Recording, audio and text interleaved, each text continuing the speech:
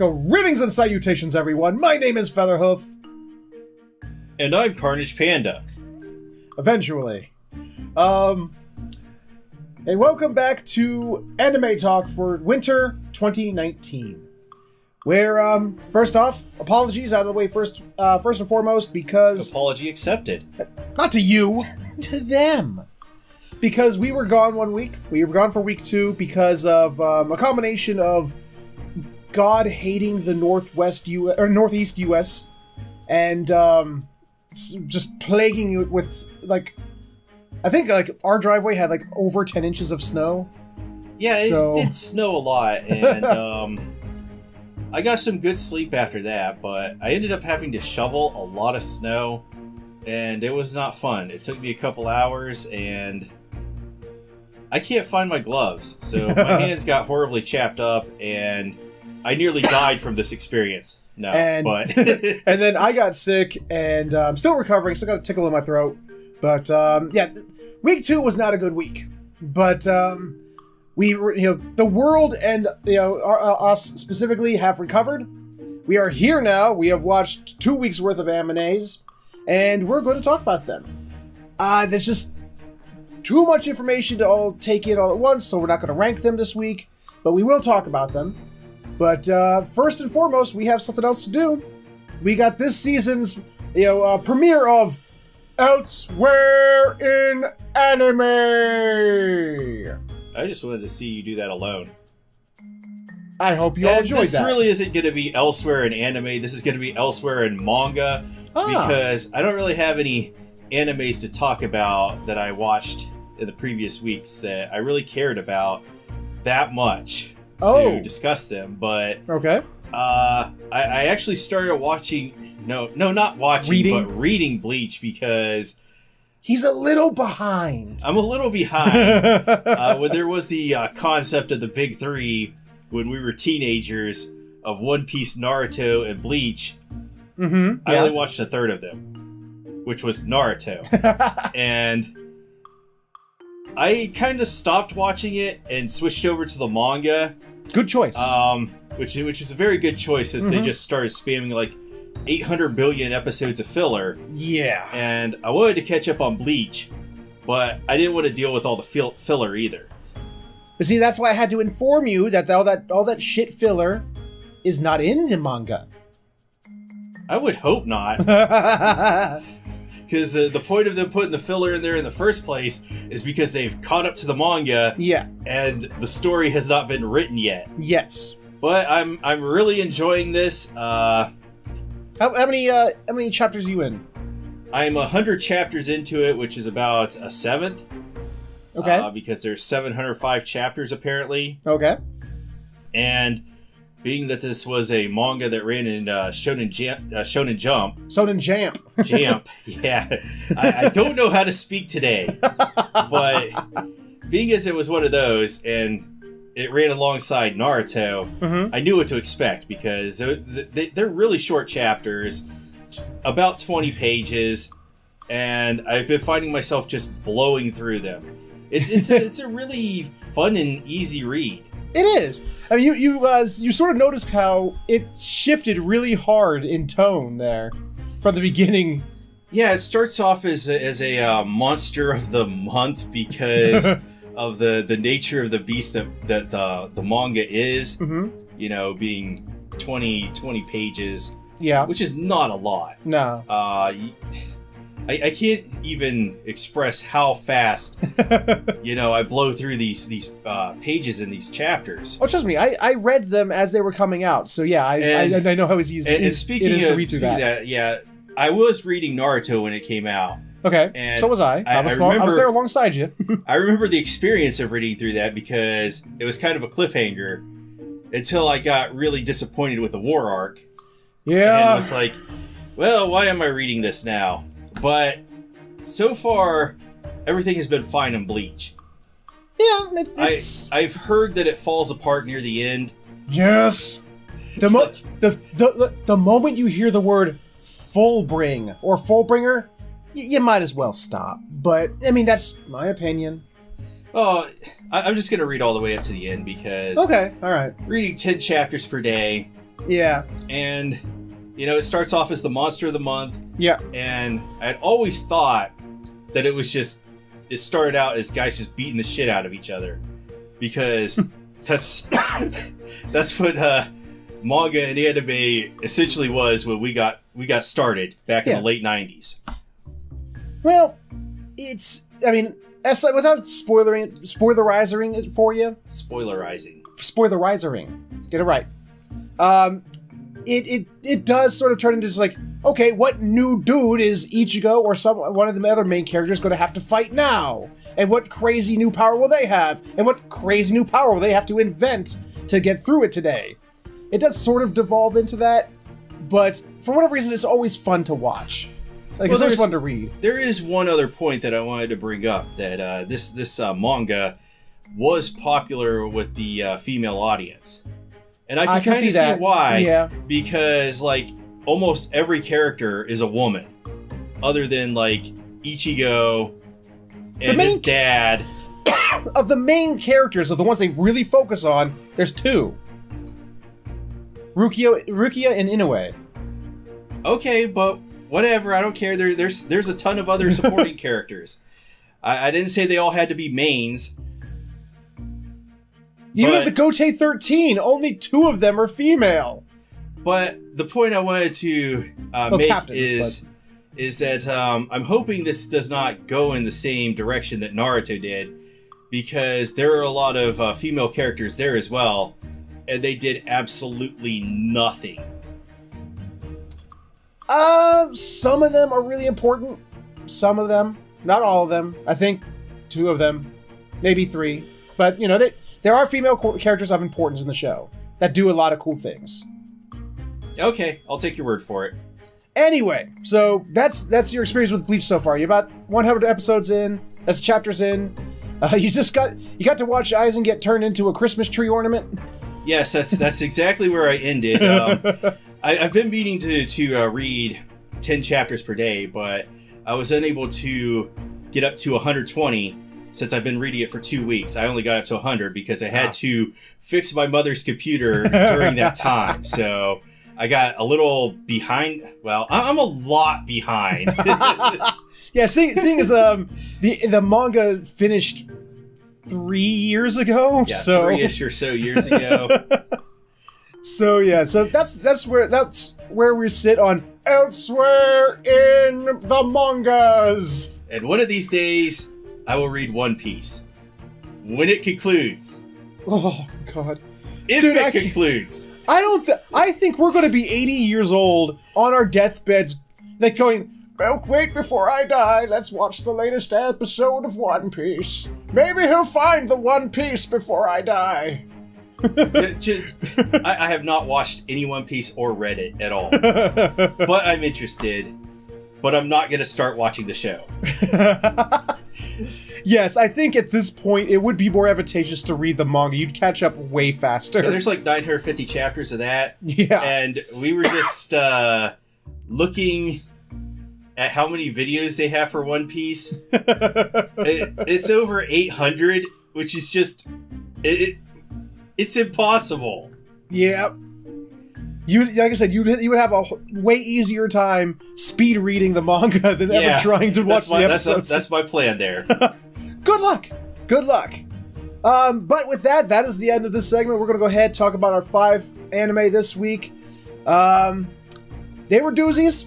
Some I'm really worried still for, and others are blowing my mind.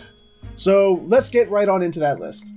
And coming in first, talked about Dororo, because that's how I wrote it on my list. I can vouch that it is indeed written that way. Episodes 2 and 3. Now, to be perfectly honest, I enjoyed both these episodes, but the second one, it was obvious almost from the start. It was obvious, but I laughed the entire way through, just because of the name of the villain. Bandai? Yes. I was like, well, episode 2 does reveal our man with swords for hands, arms, name. at the end of the episode, Yes. which is Hyakimaru. Say again? You have to... What is it? Hyakimaru. Okay. Which... It wasn't really a scene that carried a lot of weight or whatever, but we do learn his name. I don't know. I think it kind of did hold a little bit of weight. I think it was something a little special. The whole episode is a lot about Hyakimaru. Yeah. It's a lot about Hyakimaru's blindness, specifically about his blindness. And we bring back the Bard, and they find GG, no RE. What? GG, no RE. The Bard is overpowered. Oh God.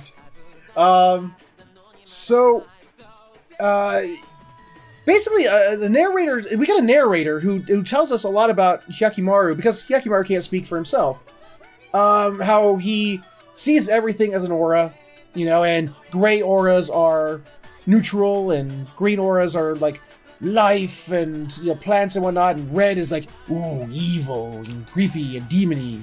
Yeah. And he isn't really tagging along with Dororo, nor is he allowing Dororo to tag along with him. He's just indifferent to this gray flame he sees in front of him. Yeah, he wants to murder these demons because that'll get him his body parts back. And so far, that's what his purpose and role in the story is. Yeah. And it's actually kind of interesting because, like, Dororo sort of, like, is almost teaching Hyakimaru how to, he's, teaching him how to cook fish and stuff like that, and we're learning how, Hyakimaru is, not only a mute, but also deaf. And, he's deaf, blind, and mute. And Dororo does a lot of talking. He does play some mean pinball. God damn it. Is he a pinball wizard? Yes, he is. So, the deaf, dumb, sure plays a mean pinball. Damn it, that's gonna be stuck in my head, you motherfucker. You're welcome. So, Dororo drags Hyakimaru to a town. And because he found out that they're, having a problem with a demon, and they're willing to pay adventurers to murder it for them. And it's kind of a swanky place, at least by feudal Japan standards. At least that's what Dororo tells us. This is nicer than most of the places in this show, because they do get into the next episode about how bad it is to live under a feudal system. Yeah. But this one, it's like they're met in the middle of the night by, I guess, a demon? We figure out what it is later, but it just ringing a bell and going, you want? You want? You want? Yeah. And it's got this giant head. It's just fucking huge. It's like, you ever see that MTV cartoon, The Head? It's like that. It's like, I thought at some point that Hyakimaru was going to murder this thing. He doesn't even acknowledge it. He doesn't even, give a shit about it. It just walks away. So the morning comes, the dude of the town brings them to the mayor or the village chief. Yes, the village chief, Bandai. Bandai Namco. Bandai wants to see you. They go to Bandai, and because what was it like? What did it say? Her legs are broken or whatever. Yeah, something about her legs being broken and so they can't get out of bed. So they go in there, and the moment you see Bandai, we don't need Hyakimaru's blind sight to know, oh look, demon. It's just like, that's a demon right there. Hi, demon. Because it's doing the Medusa thing, where it's like, she has the drapes pulled specifically up to the waist so that no one can see below there, and she has the cruel eyes and the cruel look on her face. This is very true, and Hyakimaru gets a murder boner as soon as he sees her. Instantly. And then proceeds to try and wreck shop, but fails. Gets thrown in jail. In which the Bard's there. How do these guys get jailed? I don't know, because the opening credits shows Hyakimaru just wasting 4 or 5 samurai by himself, but he's just he gets taken down by Dororo and 2 other guys. Well, Dororo's pretty strong. Apparently. And I mean, like I said, we're just gonna bum rush through the episode. They get out. Blind Bard, does a lot of exposition for us about what Shakimaru and his blind sight and what it means, and how he can see things that sighted people can't. And they get back to Bandai, and turns out that she was just wearing a lot of makeup. Either that, or the human part. What was it? The human part of her was like the creature's tail. Yeah, something like that. It's like this big lumbering beast thing. That I think my favorite part is when Shakimaru like goes up to it. Like they have their fight, right? He goes up to it and he puts his blade arms right up to its eyes. It sort of holds him there for a second. It's like. Yeah, and so we learned the whole thing is that the villagers have been feeding travelers to Bandai because of their money, which then they bury. Yeah, which is then somehow the spirit of the first traveler they fed to Bandai was the big-headed demon going, "You want?" with the ding-a-ling-a-ling-a-bell, and then it sort of just evaporates for reasons. Yeah, that's pretty much the end of the episode. Yeah. Oh, no, and then Dororo gets his nervous system back. Because he murdered Bandai. Yes. He's no fan of the video games that they put out. Which is such a shame, because that recently released Tales of Vesperia Definitive Edition is a great fucking game. And I hear good things about Ace Combat 7. I'll take your word for it. I'll have to take other people's word for that. I haven't played that myself. But, so that was episode 2. If we had recorded this that week, I don't think I would have rated it very highly, to be perfectly honest. Because the big reveal is just sort of like, I knew that instantaneously. I mean, nobody needed, like, even Hyakimaru didn't need Hyakimaru's, demon sight. It was just sort of like, oh yeah, bad guy, right there. That's a bad guy. Yep. Hi, bad guy. How you doing? But actually, at the end of the episode, you said you didn't think it was that impactful. And like I said, up to this point, Hyakimaru didn't even acknowledge Dororo. Actually didn't acknowledge him. Just sort of allowed Dororo to walk alongside him. Just didn't do anything about him. Him actually writing his name in the dirt, but Dororo can't read, so the blind man brailles it. And it's like, oh, he's saying his name is Hyakimaru. That was actually him introducing himself and actually connecting with Dororo. And I thought that was like the best part of the episode. I do want to call bullshit on the bard reading braille in sand. Like what? But this is a blah blah blah. Yeah, I don't think I would have really rated that episode very highly if we had recorded last week. I would have rated it higher than another episode. Granted, but in general, I don't think it would have been on our top 3. No, but who knows? But episode 3, however, both episodes, like after episode 1, I was like, I want more background and more story with that blind bard guy and with the guy who makes the prosthetics. Episode 2 gave us the blind bard guy, and episode 3. Yeah, we do get the guy with the prosthetics, his entire Jukai story. Yeah, it's the backstory of Jukai. How he came to make these prosthetics is because he was living under the command of a feudal lord. And the feudal lord, of course, like his job was to take soldiers who were either dead or dying on the battlefield, tie them to like feudal Japanese versions of crosses, and sort of like pin them to them. Yeah, so this is something that my younger sister was always saying, that she wished she lived in medieval times, and because it's like so romantic or something. And I'm like, okay, so maybe the nobles had a somewhat good life, even though we live better lives than they do now. Yeah. Because, at least we have indoor plumbing. Yeah. And the rest of it is just, shit. I'm not going to try to be an asshole, but feudal lords, it's like they're feudal lords and samurai it was like their job was just being an asshole. Yeah. You gotta subjugate the masses. You gotta keep them under control. Fear's a good motivator, especially for control.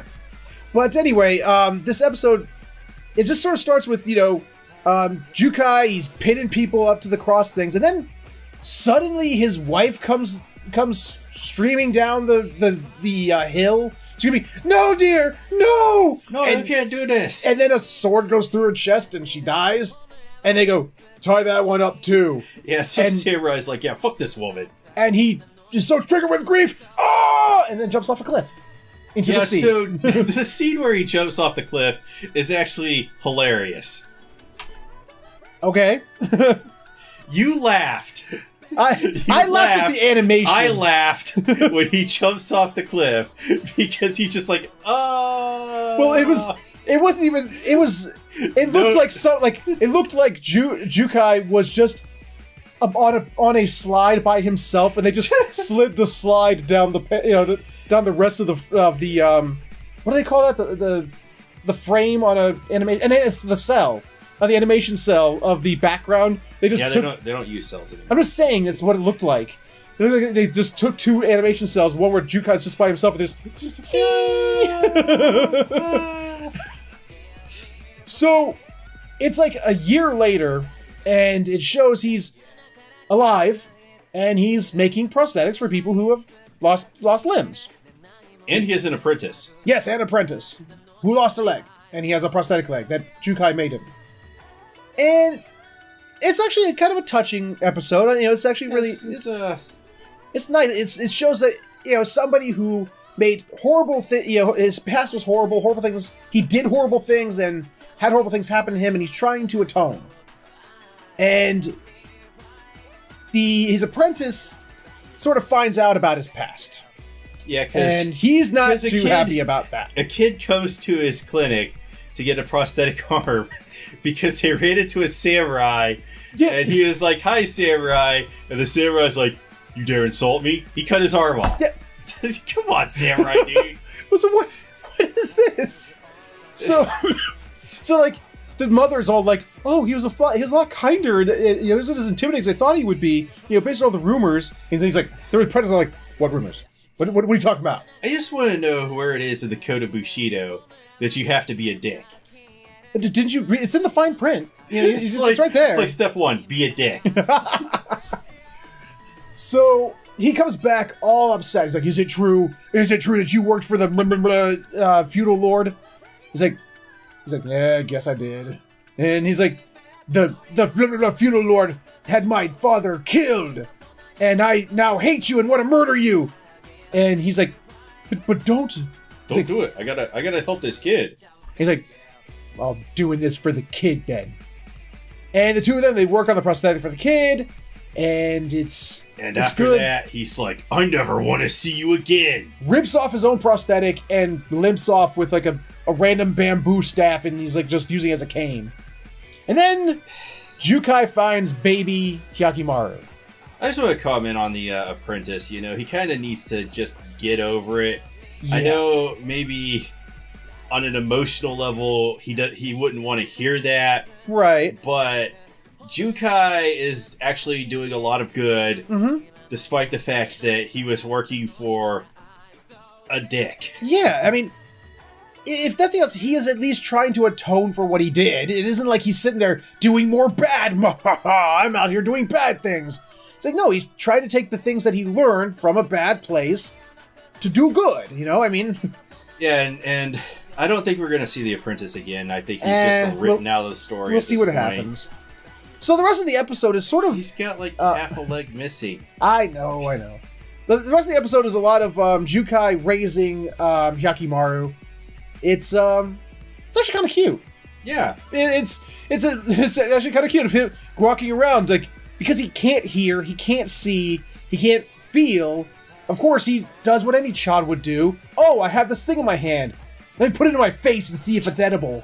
He does this. He showed him with earthworms, the crab. Yeah, when he tries to when he plucks the crab out of the stream and just tries to nom on it. I was like, wow, he's not even going to cook that thing. He's just going to eat it through its shell. And it's just kind of cute, like, watching him grow up, and at some point, the monsters come for him, and Jukai decides, I need to teach this boy how to fight, and does so well. He teaches him so well Jukai that is like the best teacher ever, because he taught Hyakimaru how to murder monsters with a wooden sword.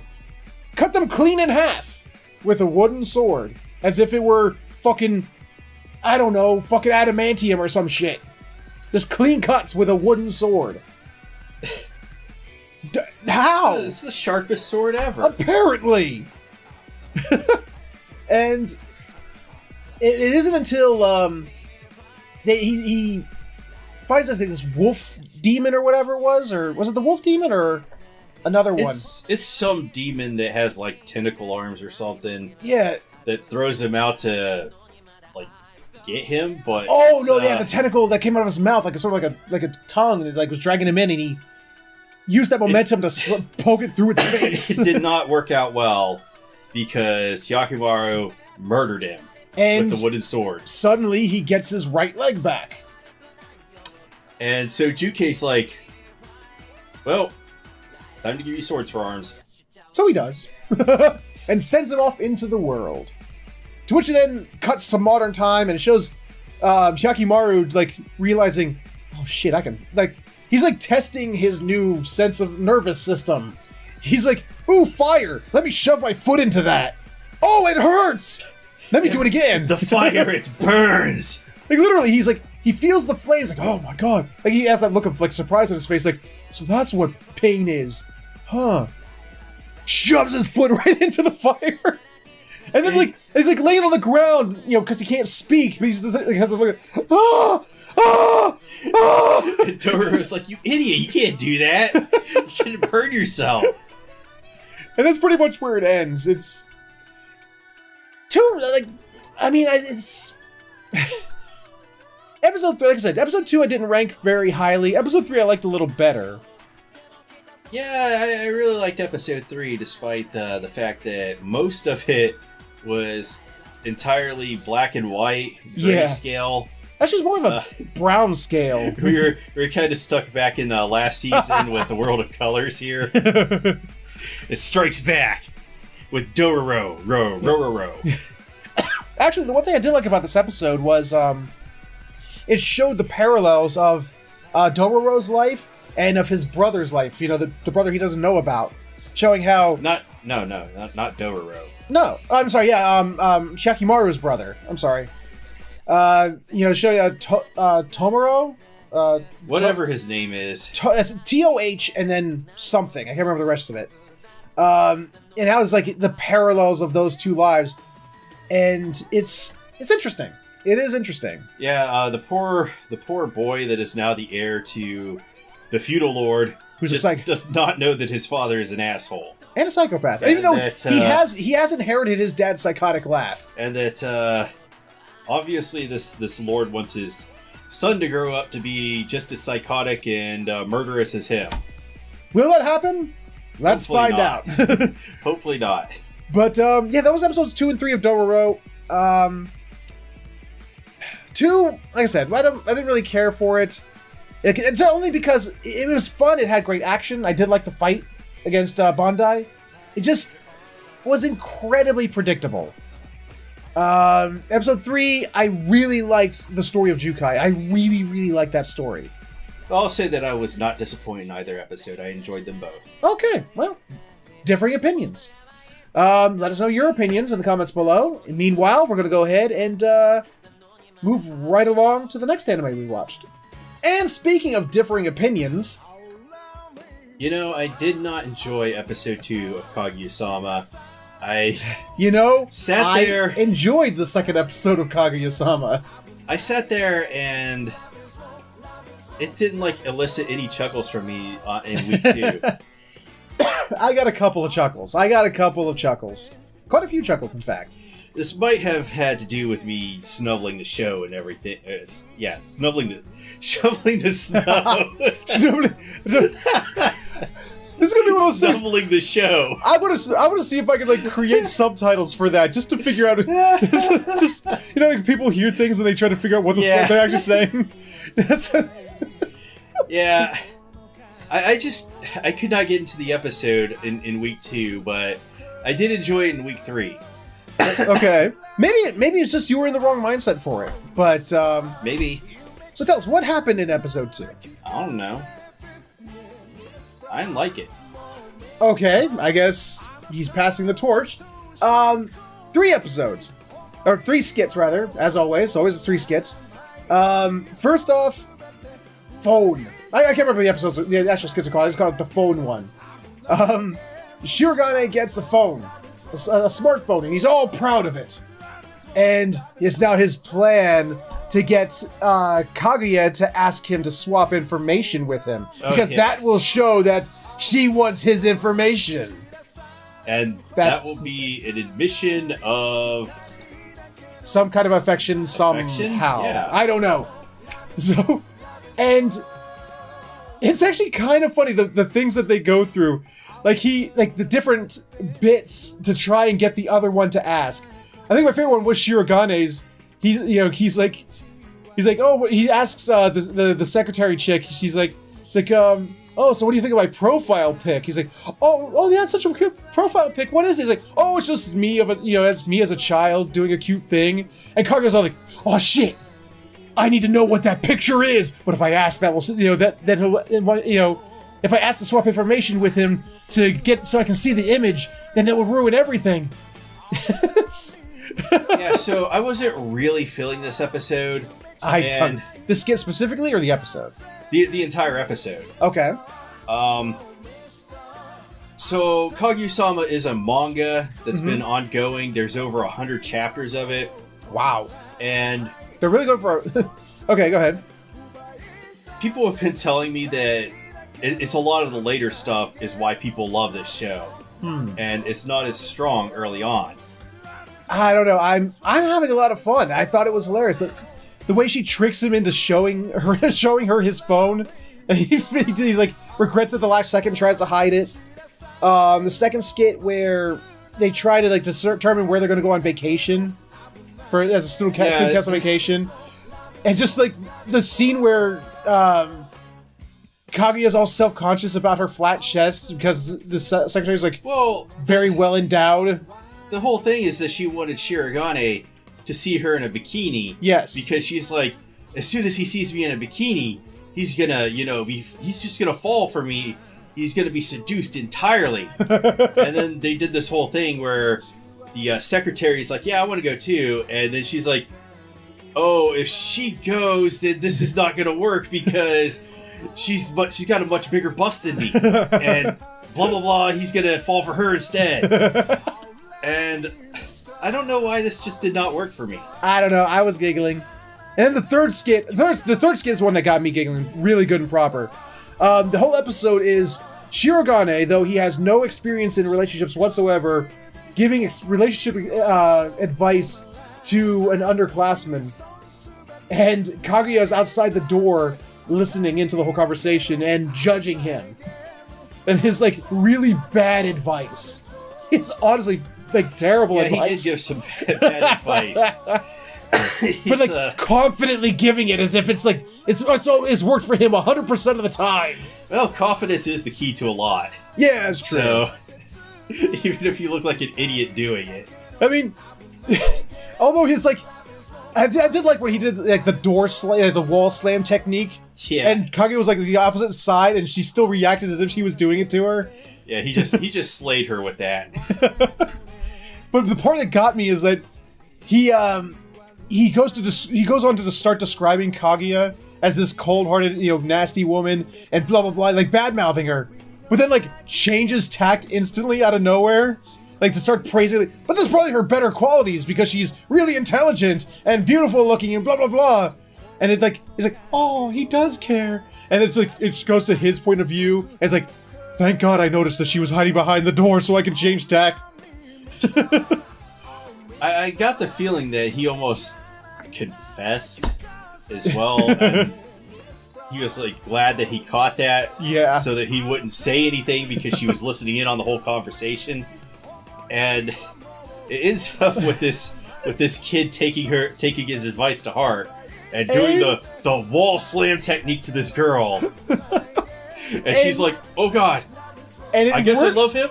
Yeah, I love it too. It doesn't even go into it. It just goes, and it worked. And then there's like this other girl that was like maybe into that boy too. Oh, it was like shadows. Yeah, it was like next week. They give her give her some dating advice, and she looks like, wait, what? Spoilers. She wasn't in this week's episode. No, because week 3 had actually I'm gonna say 3.5 skits. If you're gonna go that way. Yeah, I am. But what skits did we have this week? Okay, we had the Yeti one. Oh yeah, which I think was the last one. Kaguya walks to school. Yeah, when Kaguya walks to school. Okay, that one made me personally laugh because it was fucking randomness. And then we had the one where, oh shoot, I forgot all of a sudden. Because most of these skits actually take place inside of the student council room. Yeah. And the one where she walks to school is like the first one we've had that has had a different setting. That's not true. In the beginning of the second episode, they were in an auditorium of the school. And the beginning of the first episode, they were walking through the hallways of the school. Oh, beginning of the episode! Because they keep to every episode, they start with the same skit. Oh, yeah. Okay, first episode, second episode, both start with a whole explanation of the premise of the show. And when it get the third episode, it starts it again, and I went, Jesus Christ, are they going to do this at the beginning of every episode? The moment... He says, can they just skip this? The moment I say, can we just skip this? The show puts it on fast forward to go through, to get right to the Love is War part. He could not have timed this better. It was so This perfect. was like back in last season with Banana Fish, when I was like, yeah, that guy looks already dead. Nani? Like he's already dead, and the guy's like, Nani? I swear, this happens too much when we're watching these animes. I don't know if it says more about us or the anime, to be perfectly honest, but... You're like, yeah, we get you. So, we had Kaguya Walks to School, which had the greatest just random... I mean, it was actually... The whole episode didn't really have anything to do with the whole Love is War bit, but I really liked the skit. Because I liked... It was a different side of Kaguya. It was just her... It was just a character-building moment of her as a character. Yeah, because Kaguya has always been driven to school by some attendant Butler. dude. Yeah. They don't give him a name because apparently he's not important enough. Unlike the other girl. Space Butler! Space Butler! But what happens is that the angriest cat ever in the history of existence lodges itself in the car's engine. And the butler's like, I'm gonna get it out, but this cat looks like it's just about to murder everything in sight. So she walks to school. Yeah, Kaguya's like, yeah, I'm just gonna walk to school then. At first, it is a love plot. At first, it's like, if I can hurry to the streets that Shirogane bikes past, then I can try and trick him into offering me a ride, which will show this, that, and the other. And it's like they're inane plans. It's like, what the fuck? But she meets a little girl on the way there who's crying. And at first, she's like, don't look. Just don't look. Just don't look. Just keep walking. Just keep walking. Nope. Don't want to care about the little girl. Damn it! I care about the little girl.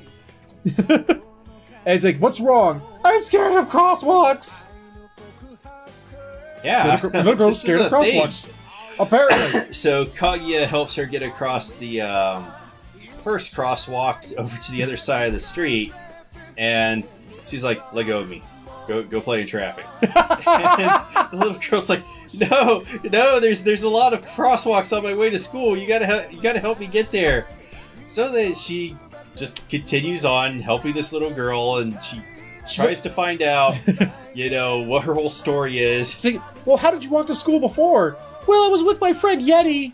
He's like, the Abominable Snowman? It's like, no, that's just her nickname. And as she says this, as they're walking across a crosswalk, There's a fucking Yeti in the corner of the screen. There's just a fucking Yeti that walks up. That's just, we were just like, what? What? So, and she walks her all the way to school. It's actually quite charming. It's a quite charming. And then she's like, oh shit, I'm going to be late for school. And Shirogane just happens to be like pedaling like a fucking madman. I'm late for a very important date. And he's like, nope, he's never been late. That's the thing. Yeah, he's like, I can't be late. He's like, which is like, he's like, he sees Kage and stops. He's like, you kidding? You're going to be late. I'm going to be late, and I've never been late. Damn it! And if anybody on the student council is late, it will set a bad example for the other students. Yes. So she's like, so get on. He's like, but. So you're just going to allow me to ride your bike? Won't that show? Blah, blah. She's about to like say something about involving the love thing that they're doing, but he goes, what was it like? Getting to school on time is more important than traffic laws. Yeah. So Kaguya climbs on the back of his bike, and oh god, I was so terrified. I was terrified for her. What she's doing, because she's just like hands free up in the air.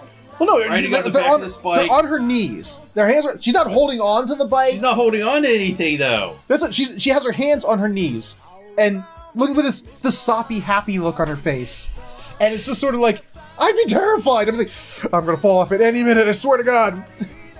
Yeah, riding a bike without. Oh man. Yeah. So that was the end of that episode. The next one I cracked up on, the one where Kaguya believes the term "their first time" means a kiss. Yeah. Yeah. So we're now back in the student council room. Secretary is all upset because they're reading a lewd magazine. A lewd magazine. And the thing lewd about it is there was an article in there that said 34% of high school students said that their first time was in high school. Now, at first, the whole joke is Kaguya's like, oh yeah, I've totally done that. Yeah. But what is wrong with you? I did that with my baby nephew. Yeah, my first time was with my nephew. Yeah, what's wrong with you? What's the big deal? And they're all like, what? This is like the only anime where they've been like, what the fuck is wrong with you? Yeah. Usually there's been a lot of anime where they promote this shit, but this one was like, what? And then she's like, what? Haven't you ever done that with your parents? I bet you've done it with your dog. It's like they're like, no!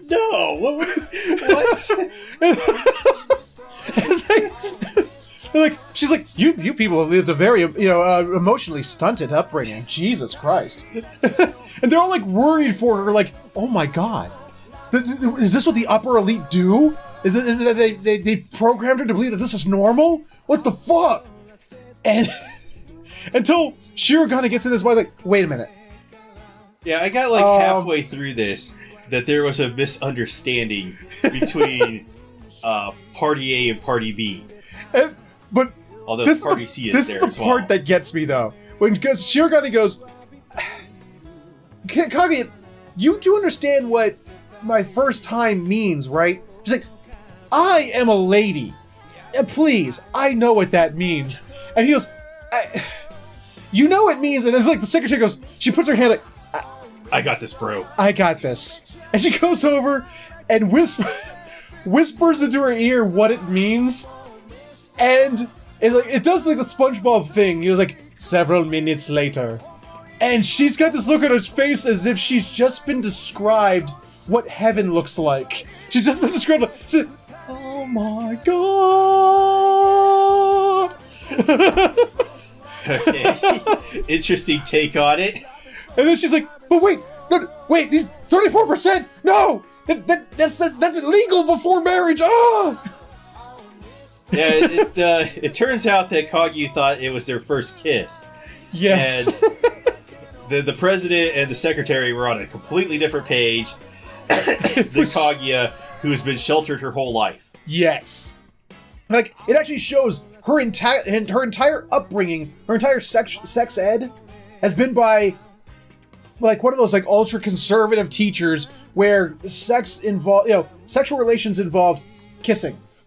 That was like the beginning and end of that conversation. Kissing it was some really abbreviated shit that didn't make any sense at all. Nope. And so that was that episode. That was that skit. What was the third skit? There was the Kaguya walks to school. She wanted to be understood. That's what it was. Oh, the 20 questions. Yeah, the 20 questions. Yeah. So Shirogane claims, "Oh yeah, we've been working together in the student council for like 6 months. You know, I understand you pretty well." And she goes, "Oh really? Hold my beer. I challenge you to Hold 20 questions. If you know me so well, then you not only that you've heard of 20 questions, right? And in which they actually go like spend like 2 minutes explaining what 20 questions is. Did they really need this part? Do people not know what the game 20 Questions is? It kind of gives it its name, doesn't it? Well, you know, there's a saying that like the average IQ is 100. Okay.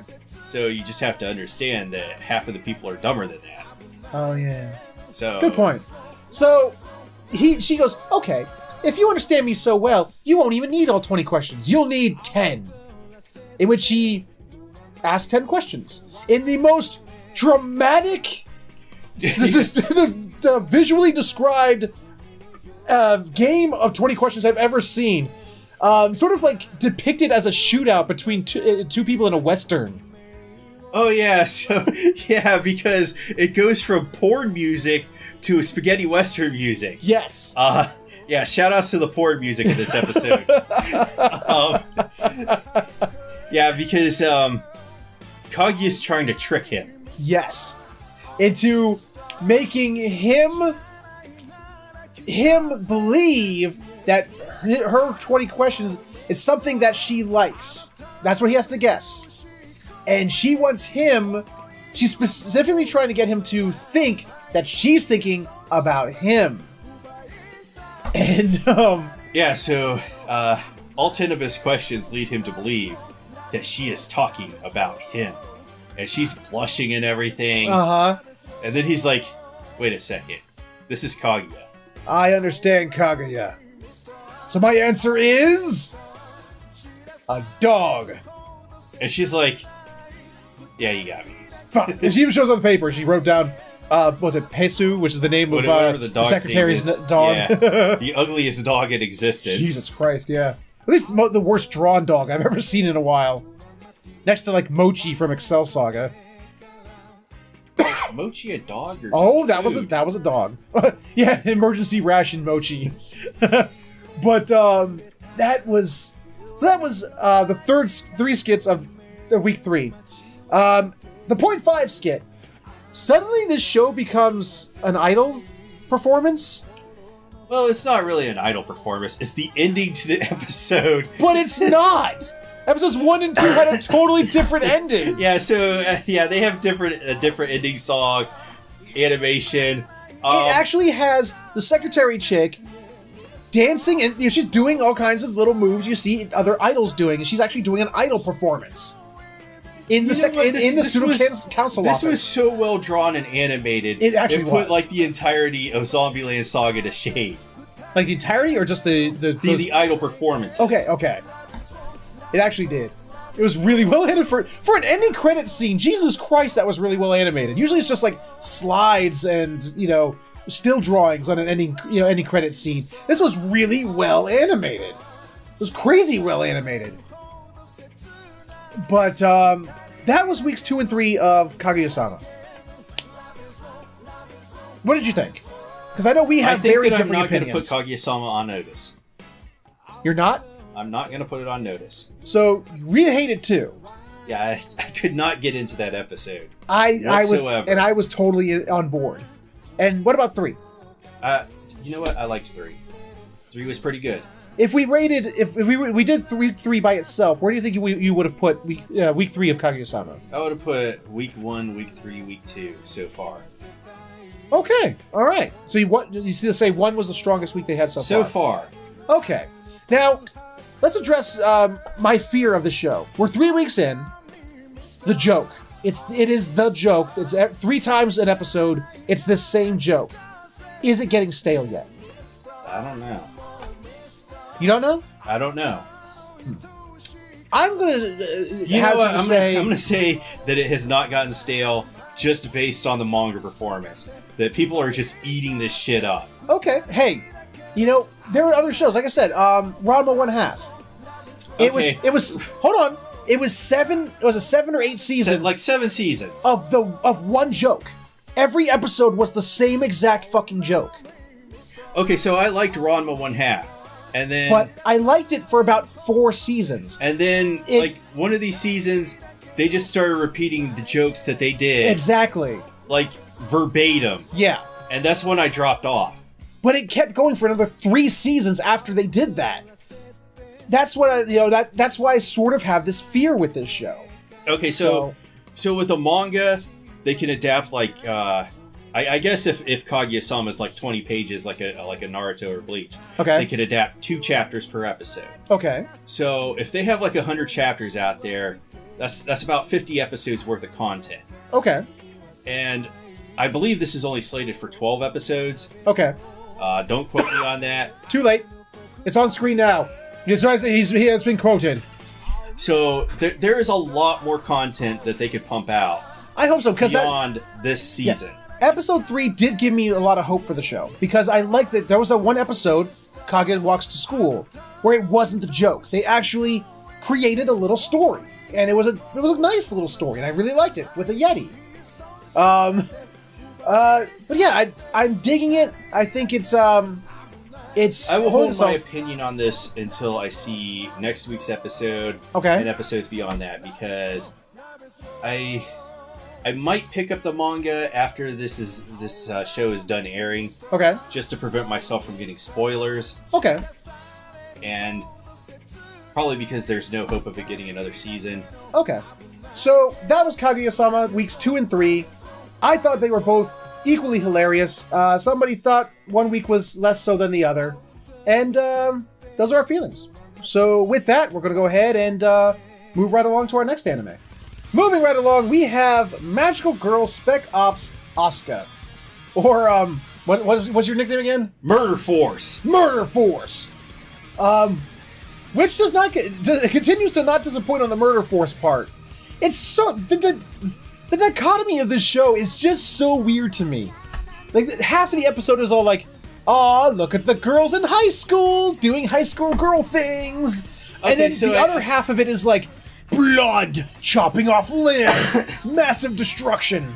So I sent you my thoughts on this show, like, last week. Okay. All this show is an 80s movie. It kind of is. 80s action movie where the guy, it's like the sequel to it, okay?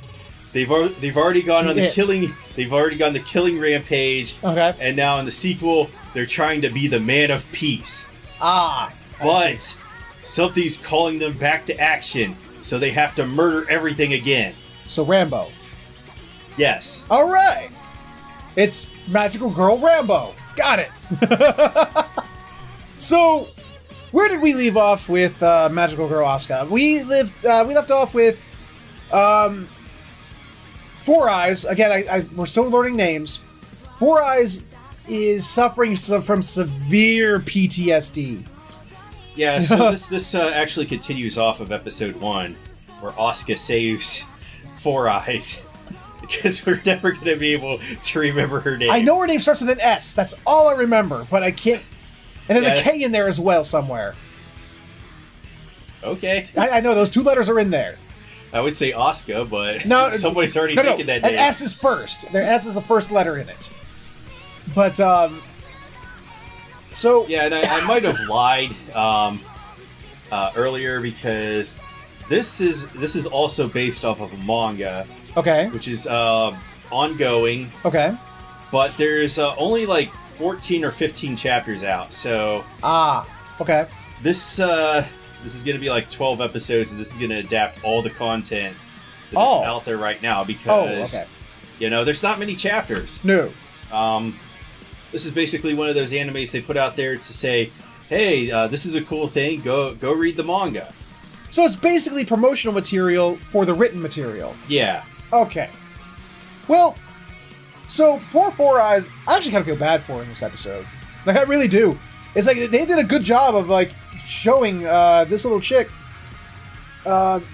She. So what is it like? They're like in the cafeteria or something. No. There's like something happens that like makes pop noises and she freaks the fuck out. Well, you're skipping ahead an entire episode. Oh, was it? Okay.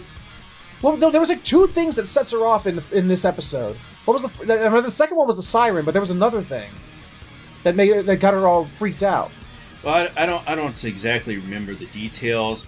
I just remember that we get introduced to the Warners in this episode 2.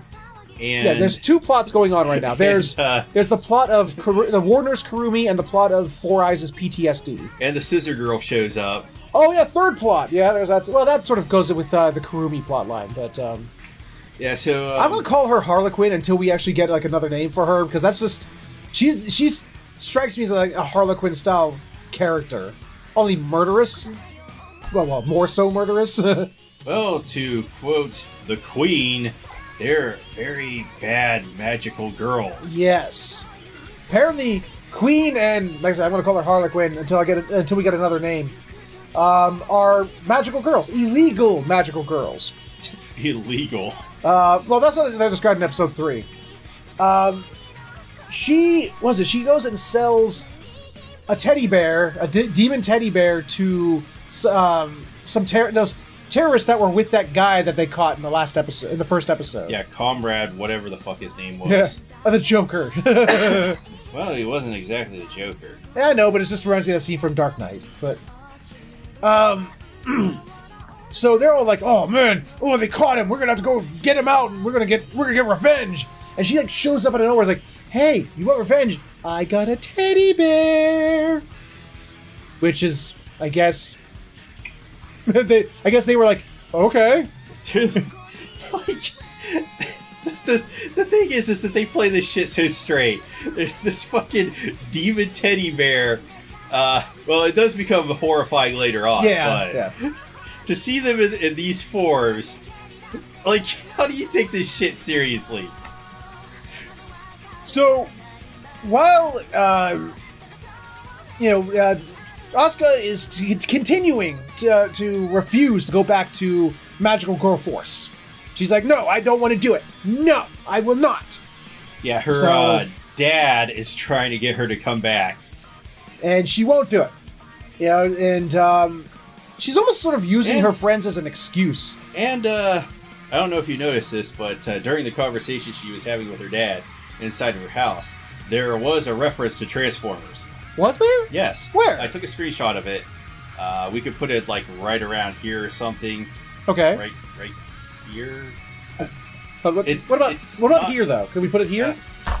It's not working. What about here? Yeah, maybe right there. Okay. Right there. That's not a good spot. Okay. Anyway, yeah, he's not very successful at convincing her. Nah. Because she's a woman of peace now. She's done killing. So he goes, well, fine, I guess we'll just get Kurumi to do it. And she's like, oh, fine, just do that then. Yeah. I'm paraphrasing, obviously. Taking liberties, but still, it's the basic thing here. So the big teddy bear attacks. Yeah, and it knows one word. Bear. Bear. It's like Charlton Heston in that polar bear movie. So this show does not really. It doesn't pull any punches. This bear is really going on a murder spree. I was enjoying watching. It's just bear. It's like playing with it. Like looks like a ball. Bear. And it turns out that it's a woman's head that he's like throwing up and down, and there's like all these decapitated bodies all over the place. And there's like a little girl with or a little child. I can't remember if it was a girl or not. A child with its mother, and the mother can't walk because its leg. It shows her leg when Warner's comes to heal it. It's all like sliced, like just. It's like fucking crazy slices. Yeah, She gives her some healing first aid, and she's like, yeah, you better get out of here. Well, I loved it, because all she really did was put gauze on it. Magical gauze. And she goes, like, and then goes, you can walk now. Go. It's like the early, when Grand Theft Auto 3 came out, and you started going on a murder rampage, and the paramedics would show up. Yep. And, like, all these dead bodies would be around, and they just start performing CPR, and these guys would get up and walk away and be just fine. So, she tries to take on Brr by herself, and possibly one of the most painful looking attacks.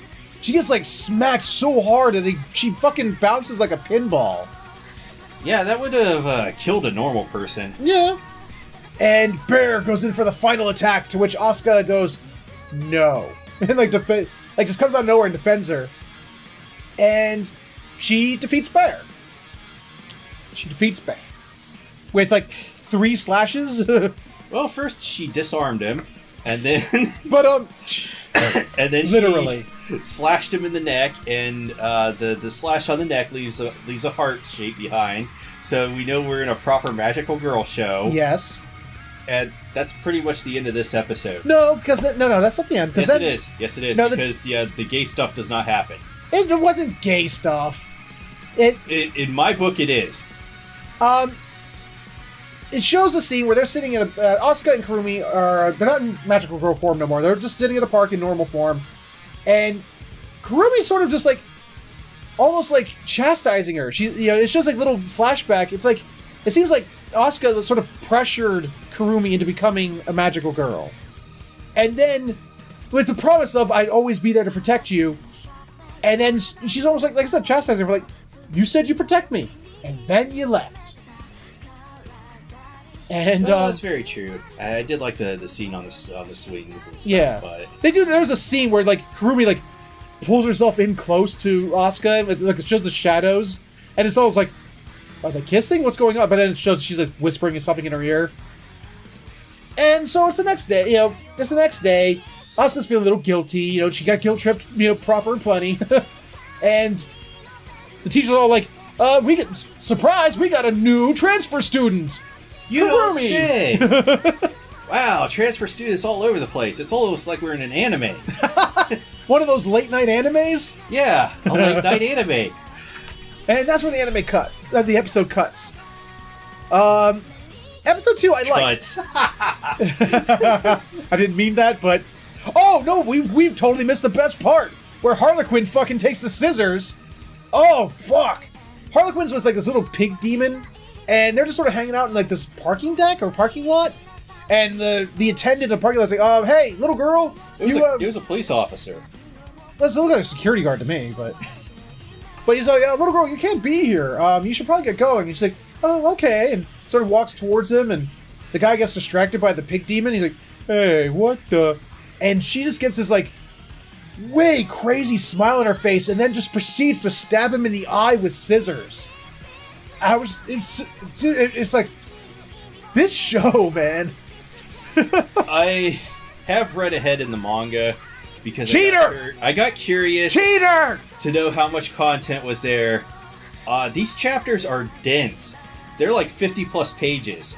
A chapter? Yeah. So damn. We're essentially getting 1 chapter per episode with this. Okay. So they're not gonna, just run out of material. Maybe they'll skip some stuff, but one of the things I find fascinating is that they are not cutting out any of the gore or anything. No. So when they slash up that bear, when Harlequin stabs the dude in the eye, it's like there's gore galore. And when they're like it shows like the after effects of Nozomi's dad like torturing that terrorist guy. Yeah. It's just like, oh my god. I'm not going to spoil on what exactly happens, but it does get more brutal and more grisly. We'll talk about it when we get there, but the preview for episode 4, yeah, the preview showed like 7 or 8 different flashes of scenes with gore. So, I mean, we're in for a ride coming up. But episode 2, what was your thoughts on that? You know what? I'm digging this show. It's giving me the popcorn that I need every week. It absolutely is. It's the kind of it's like we keep making the analogy. It is like an 80s movie. Yeah. It really is. It's the shut your brain Just off shut your brain and off. watch the carnage happen in front of you. With the look at the carnage. This is amazing. I mean, obviously, if you are faint of heart, then you won't be wanting to watch this show because, but it's like still, I said, it's going to get gorier from here. Well, it's just so far, like I said, the dichotomy between, happy fun time to serious, and then just sort of like the gore heavy parts. It's just sort of like, did they splice two animes together? This isn't like the 80s show, though, where they did the gore back then, where it just looks so fake and corny. This gore is like, wow, holy shit. So, episode 2 I thought was actually really good, because I actually I kind of dug, like the scenes between Kurumi and Asuka, especially when Kurumi, like I said, I want to know more about Kurumi. Like, actually, like, why... You'll get to learn more about her. I know, it's just like, they specifically were like, show that Asuka pressured her into it. She doesn't seem to have really wanted to do it. So it's like, I want to know more about that. Yes, she did. The prerequisite to being a magical girl in this show is to be a very thick girl and to have gigantic tits. Well, okay. So, episode 3. Picks right up. We're just in school. Kurumi's introduced again. Actually, that's one of the things I'm not liking about this show. The beginning of every episode does, like, 2 to 3 minutes of scenes from the previous episode. Like, doing the previous episode... Maybe next week, if you say, can we just skip this? Maybe. I mean, yes, I guess some people need filled in, but why wouldn't you just watch the episode? Why do you need, like, the whole episode condensed into 3 minutes? But it does it at the beginning of every episode. So then it just picks right up. Actually, it gets kind of creepy. Because Kurumi, like, it just jumps to right after class is over, and Kurumi's all like, yeah, I basically told her dad, I forget what his name was, transfer me to Asuka's school, or else I'm quitting Magical Girl Squad. And so he did it. And she's like, wait, that doesn't sound too stalkery, does it? And I'm just gonna help but go, yes. Sounds exactly what a stalker would do. Yeah, it sounds exactly stalkery. Yeah, a little bit. Because there are scenes in this episode where she's a little too fixated on Asuka. Like, the girls like Nozomi and Four Eyes come over and introduce themselves to Kurumi. And she's like, so what's your relationship to, Kurumi's all like, what's your relationship to Asuka? It's like, oh, I guess we're her friends, I guess. And she's like, oh, I guess. See, I am her best friend. She's like always trying to one-up the other girl. Right here that says best friend. And it's like, she's like, she wants to feed Asuka, like the off her fork and everything, or chopsticks or whatever. Speaking of feeding her, oh yeah, really. That was it's like I've never heard. The quote is, "I hear that the Salisbury steak is good today." I've never heard that sentence in my life about Salisbury steak. I've never. I don't know what they're talking about. Salisbury steak is the food you eat when you're desperate for food. You don't. No one goes, Salisbury steak. Nom. If you enjoy Salisbury steak, okay. I guess. So this is just like, I think we just sort of jumped right to the beach episode, because like they all like. You're like skipping half the episode here. No, we're not. It's right there at the beginning. They're still in school when they decide this. Well, they do the beach stuff, but Oh no, there was more PTSD, wasn't there? Yeah, because she's up on the diving board. No, before that, like they're in the cafeteria, and like the girls were doing something on another table. The other girls were doing something that made popping noises. Oh yeah. And fucking. I don't know what the thing they were using to make the popping noise. Me either. Like poor Four Eyes just like loses it again. And this is another thing that makes me more interested in Kurumi, because at first they're like calming her down, and she slowly regains herself, and she's like. They start having a conversation, like maybe we can get her body armor or something as protection, and they're like, oh, you should just leave it to the professionals. Yeah, just leave it to the pros and run away. And Nozomi's all like, hey, we just leave it to the magical girls. They'll always be there to protect us. And Kurumi gets this angry look on her face. It's only for a second. She like gets angry, then wipes it off her face. And it's sort of like, well, what the fuck was that? Why did she get all upset at that? And they don't address it at all. They just move on to going to a pool. They go to a pool now. And I do have some criticisms of the pool scene. Please do, because I have the same criticism.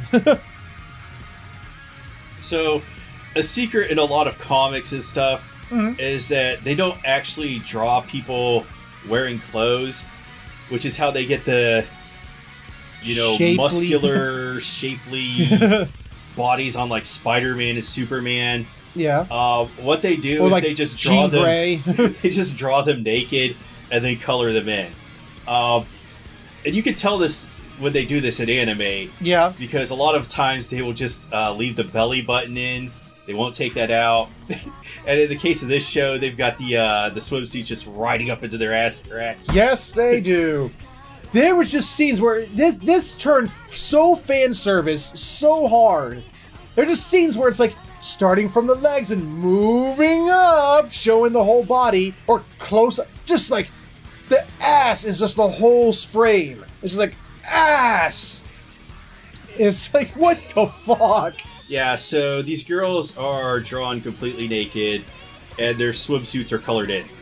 Yeah. That's what the scene really is. They're really just blue sensor bars. Yeah.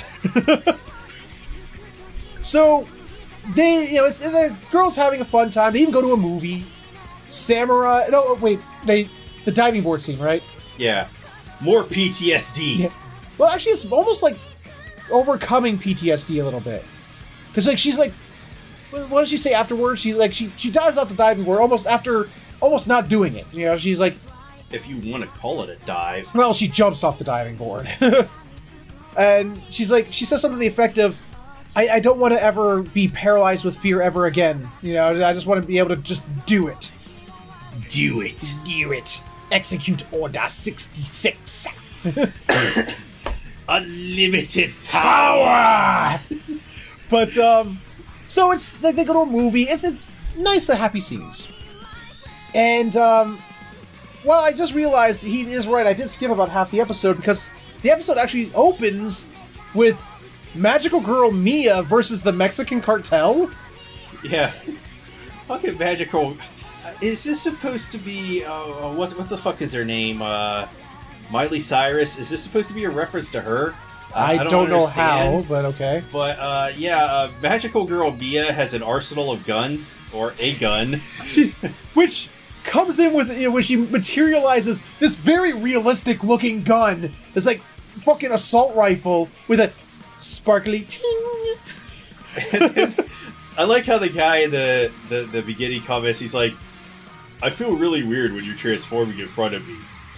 It's like he's almost saying, yeah, my pee-pee just got hard. That's how he interprets it, but they specifically say it's because of the identity blocking magic. Blocking, whatever. I like my interpretation better. Of course you do. So she sort of wipes out this whole segment of the cartel with bullets that just disintegrate dudes? Fuck! This is the very definition of over... This girl does not believe that there is a definition to overkill. No. It's fucking insane what her bullets do to... She does not go in to take hostages. No. She's there to leave carnage. Like, the episode starts off with just carnage. It's like bloody carnage as these dudes are being ripped apart. There's no blood. They get ripped apart so hard that they don't leave blood behind. No, there was blood stains and puddles and afterwards. And then they're like, yeah, we gotta throw the table down to give us some cover. It blows through the table. It didn't even work. Nope. It was like fucking Ross says Shuriken of fucking bullets over here, just ripping shit apart anatomically. It's not even that they're getting shot and that's going to incapacitate them. This is taking entire chunks out of their body. Oh my god! It's like if I was about to make a Bleach reference that would be a complete spoiler for you, so I can't say that shit. Anyway, so she uses her magic. She has some magical eyes too that see through walls. She's like, oh, there's one more dude over here, and they go through the door, and it's like this emaciated dude with half naked dudes with giant. Actually, no, he was full nude, but he had a weird giant head. he's just like saying numbers. Like 9, 6, 7, 8, 7, 7, 6, 5, 4, 3, 2, Banana 1. fish. Yeah. And then he starts rattling off, what was it, like, magical girl, pray, the Project Babel or whatever. the Babel Brigade. Yeah. And, you know, like, the Greater War or something like that. And then he gets put into a magical box that, like, squishes him. He gets cubed or something. He gets cubed. There was a cube in the first episode when the Queen was introduced. Yeah, with So I body guess this parts is sticking just out of it. what she's doing to people. Apparently. And he did not look nice. Yeah, it was probably not a fun experience. No. So, the end of the episode, the girls are done hanging out. There's been no magical girlness in this episode. Well, except for Mia, but... Nozomi is walking home, and she gets approached by two dudes who sort of look the same, in that they both look inhuman. Yeah, they're like the Men in Black or something. And like, hey, are you Nozomi, blah, blah, blah, blah, blah, whatever your last name is, daughter of blah, blah, blah, of the police department? And she doesn't even say anything, she just tries to run, and they just grab her and chloroform her. And before she passes out, she sees Harlequin staring at her with a big old happy grin on her face. What did she say? She says, we hold all the chess pieces now, or something to that effect? Something like this is all going according to plan, blah. I'm executing Order 66. Yeah. Executing Order 66. No, it's not 66, it's 66. 66. Master Yoda. But, so, that's where it ends, with her being kidnapped. And then, like I said, the preview to the next episode is promising a lot of dismemberment and torture and blood. CarnagePanda knows. So, yeah. I wonder if they're gonna, put a guy in this episode or somewhere in the show, because I only read to like chapter 8. Cheater! If they're gonna put one of these demons in there that's like CarnagePanda. Well, if they do, then I demand one that's called Featherhoof, so fuck you. Whatever. CarnagePanda fits much better for the themes of this show. Hey, last one was just called Bear. So, Bear. I mean... Anyway, so that was episode 3 of Magical Girl Spec Ops Asuka. Murder Force. What did you think of episode 3? I am totally down with this show. I get to turn my brain off every week and just enjoy, the carnage. Yeah. That's the only word I need to describe this show. So, like I said in the first episode, this is not going to win any awards. This isn't going to be like this isn't going to be like an anime that like 15 years from now we're all going to like go. Awards. This is not going to be an anime like 15 years from now. I'm going to quote you on this 15 years from now. No. If everybody's like, "Do you remember Magical Girl Spec Ops Asuka?" No, look. It's not going to be one that people are going to be like reminiscing about 15 years from now, going, "Oh, dude, remember Magical Girl Spec Ops Asuka? Dude, that was amazing." It's a flash in the pan. We're loving it right now. When it's done and we move on, if someone even brings it up, we're gonna go, "Oh yeah, that thing. Yeah, I forgot about that." But right now, in the moment, yes, it is fun as hell to watch. I'm getting everything I want out of this show. Let's put it this way. I'm getting all my expectations, and that's what I'm saying. I am getting what I expected. It's not disappointing, but it's not exactly high tier. Yeah, it's icky. We can't make fun of him. I doubt he even watches this. I doubt he even remembers us. But anyway. Okay. And sorry, inside conversation. We shouldn't have done that. But we're moving on. That was Magical Girl at Spec Ops Asuka. We loved it this week. We had fun. And with that, let's move on to something that God holds so much promise and we're loving. And this week on The Promised Overachiever. The fuck? This show is good, man. Fuck this show yeah, is it so is. fucking good. I was kind of afraid when Banana Fish was over that I just wouldn't have another one of those animes that I'm just like frothing at the mouth to get to every week. But fucking hell does The Promised Neverland. That is what it is this season. I cannot wait for the next week to come so I can watch another episode of this. We're going to have to get you some root beer next year, or just some beer with a tall head so that we can put it on your mouth and you'll actually be frothing at the mouth next week. So, tell us, episode 2 of The Promised Neverland, what happens in this episode? Sheer awesome happens. I love this show. So, moving on to episode 3 then.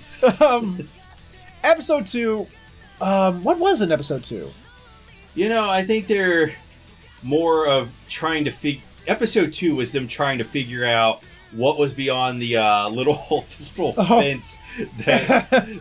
the waist-high fence that supposedly keeps them in check. Yeah, and I guess I was also wrong about Ray being in the know. Actually, that's right. Yeah, that's what this episode was. It was Ray. They were including Ray in this episode. Even though in episode 1, it felt like they were foreshadowing that. It did, but it just turns out that he's just fucking emo. Literally, the whole line of "If I survive," that's just him being fucking emo. Because they revealed if I survive, Itachi killing my family. So they revealed it. Like, they revealed the truth to Ray. They reveal what they saw, they reveal what happened, and he has, like, a moment of surprise. He's like, oh. And then just goes right, okay, business mode. We need to get the fuck out of Dodge. Leave the rest of the kids. Leave the rest of the kids. 3 of us, let's go. And I love the little... I mean, a lot of this episode is suspense. Like, not a lot happens in this episode, but it's a lot of suspense of Norman and Emma trying to, well, specifically Emma, trying to cope with her feelings and pretend like she's not distraught and scared and everything. Trying to pretend like everything's normal. Like, there's a scene where Mother, like, gets down in her face as if she's trying to read her mind, like, looking into her eyes to look for the lie. And it's just like, oh fuck! It's like, it is tense. Like, it shows like Norman. He's like around the corner, like just. And it's like, yeah. So Emma just like lies right to her face, and she does it very well. She gets away with it, and then I love when they're walking down the stairs, and they get to the bottom of the stairs. Oh Jesus Christ! Holy fuck! Emma drops to her knees. Yeah, and the cinematography in the show is oh my just God. Fantastic. The art is so well drawn. It's the scenes move so beautifully. Oh my! The music. Oh my God! The music. Yeah, more on that in the next episode. But yes. Oh dear Lord. We'll get there. So. Yeah, that's a lot of what this episode is. It's literally them coping with the fact of what's the reality and what they gotta do. And it culminates with the ending of them getting Ray in on it. Yeah, and they figure out, there's gotta be tracking devices on us. Did they figure that out this episode or the next? No, episode 2 is where they figured it out. That's right, because the mother checks the pocket watch, and he's like, was it Norman or Ray? They hear a bell, like ding-a-ling-a-ling, like, oh shit, wait, is playtime over? Are we still starting? Like, no. Well, let's go see what's going on. And one of the other little kids doesn't come back. Yeah, so she's like, okay, everyone stay here. Click. Click, and walks right off, finds the kid who comes right back. And it was, like I said, it was either Norman or Ray who just deduces that's a tracking device, we're tracked somehow. Yeah. And they're like, yeah, she showed us that on purpose. Oh, they actually figure it. In the third episode, they said something to the effect of they believe that she basically showed them that on purpose. And then at the end of the episode, Sister Crone shows up. Yes, it's like, how did it end? It was like, there was something like foreshadowing Sister Crone coming, and then they were all like, yeah, we're going to get everybody out of here and do it according to Emma's plan, and not Ray's plan, because Ray wants to leave everybody behind. Oh God, yeah, that scene where Norman basically convinces Ray to go along with Emma's plan. He's like, Norman, usually you would be talking her out of this. Why are you going along with what she's saying? This is insane. We can survive. It's just the 3 of us. There's no way. There's 37 kids. Actually, yeah, there's 37. Because I guess we forgot to factor in the babies. Yeah. It's like, and it's like, he's like, Norman gives us like crazy speech where it's almost like, blah, blah, blah, blah, blah, like almost the albedo levels of crazy, where he's just sort of like, hey, if Emma's insane, then I'm insane too. And I will do anything to keep Emma alive. Because, hey, I love Emma. Oh my God. It's like, he's just like, kind of goes nuts. He's like, you know what, Ray? In a couple years, Emma's going to be looking mighty fine. Like, he has this, like, I keep every episode we watch the opening credits, there's just this scene where it shows the kids and it shows them from 3 different angles, doing 3 different actions. And the first one of Norman, he's just standing there, just like this crazy, evil look on his face. He sort of goes psycho at the end of this episode a little bit. Mm-hmm. And they're having this thing. That's when the bell goes off again, and they're all like called back to the house. And Mama's all like, by the way, this is Sister Crone, and this is Caroline, and they'll be living with us now. Yeah, and so there was a huge wrench thrown into their plans of escape. Because we have, apparently the black lady from old Tom and Jerry cartoons, she found a new job on human ranches. Yeah, and I love this character. Oh my God. So episode 2 ends. Fantastic episode of suspense. Oh my God, it's so well done. Episode 3 turns into a goddamn Looney Tune. It is a Looney Tune cartoon. No, it's not. Dude, it is. I love this episode, man. Did I say that was a bad thing? Yes. No, that is a fantastic thing. She is so over the top. Sister Crone is my favorite character of practically anything. She is definitely my favorite character this season. Best girl, Sister Crone, Promised Neverland. We found a replacement for what's his face in the last season, Tatsumi. Oh God. Yeah, you remember how like Tatsumi is like, you know, the only voice actor in the voice acting booth who's obviously having fun? Not anymore. Sister Crone, her voice actor, is definitely having a shit ton of fun in the booth. I want to know who is doing her, so we'll be right back. You want to reword that, please? No. No, I do not want to reword that. Do you want to know who's doing Sister Crone? Yes. Yes. Be right back. Okay, so we do know who is doing Sister Crone, which is a relatively new voice actress who has very few credits here. Yes, there's at least 5 here that we can see, and one of them sort of took us by surprise.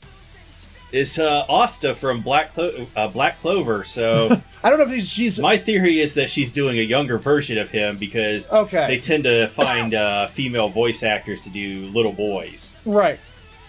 So I don't think she's running out there doing those annoying ass screams. However, I love the second comment of underneath her on my anime list. It says, she's so good and hilarious as Sister Crone because goddamn is she. This is a factual statement. Yes, because sorry.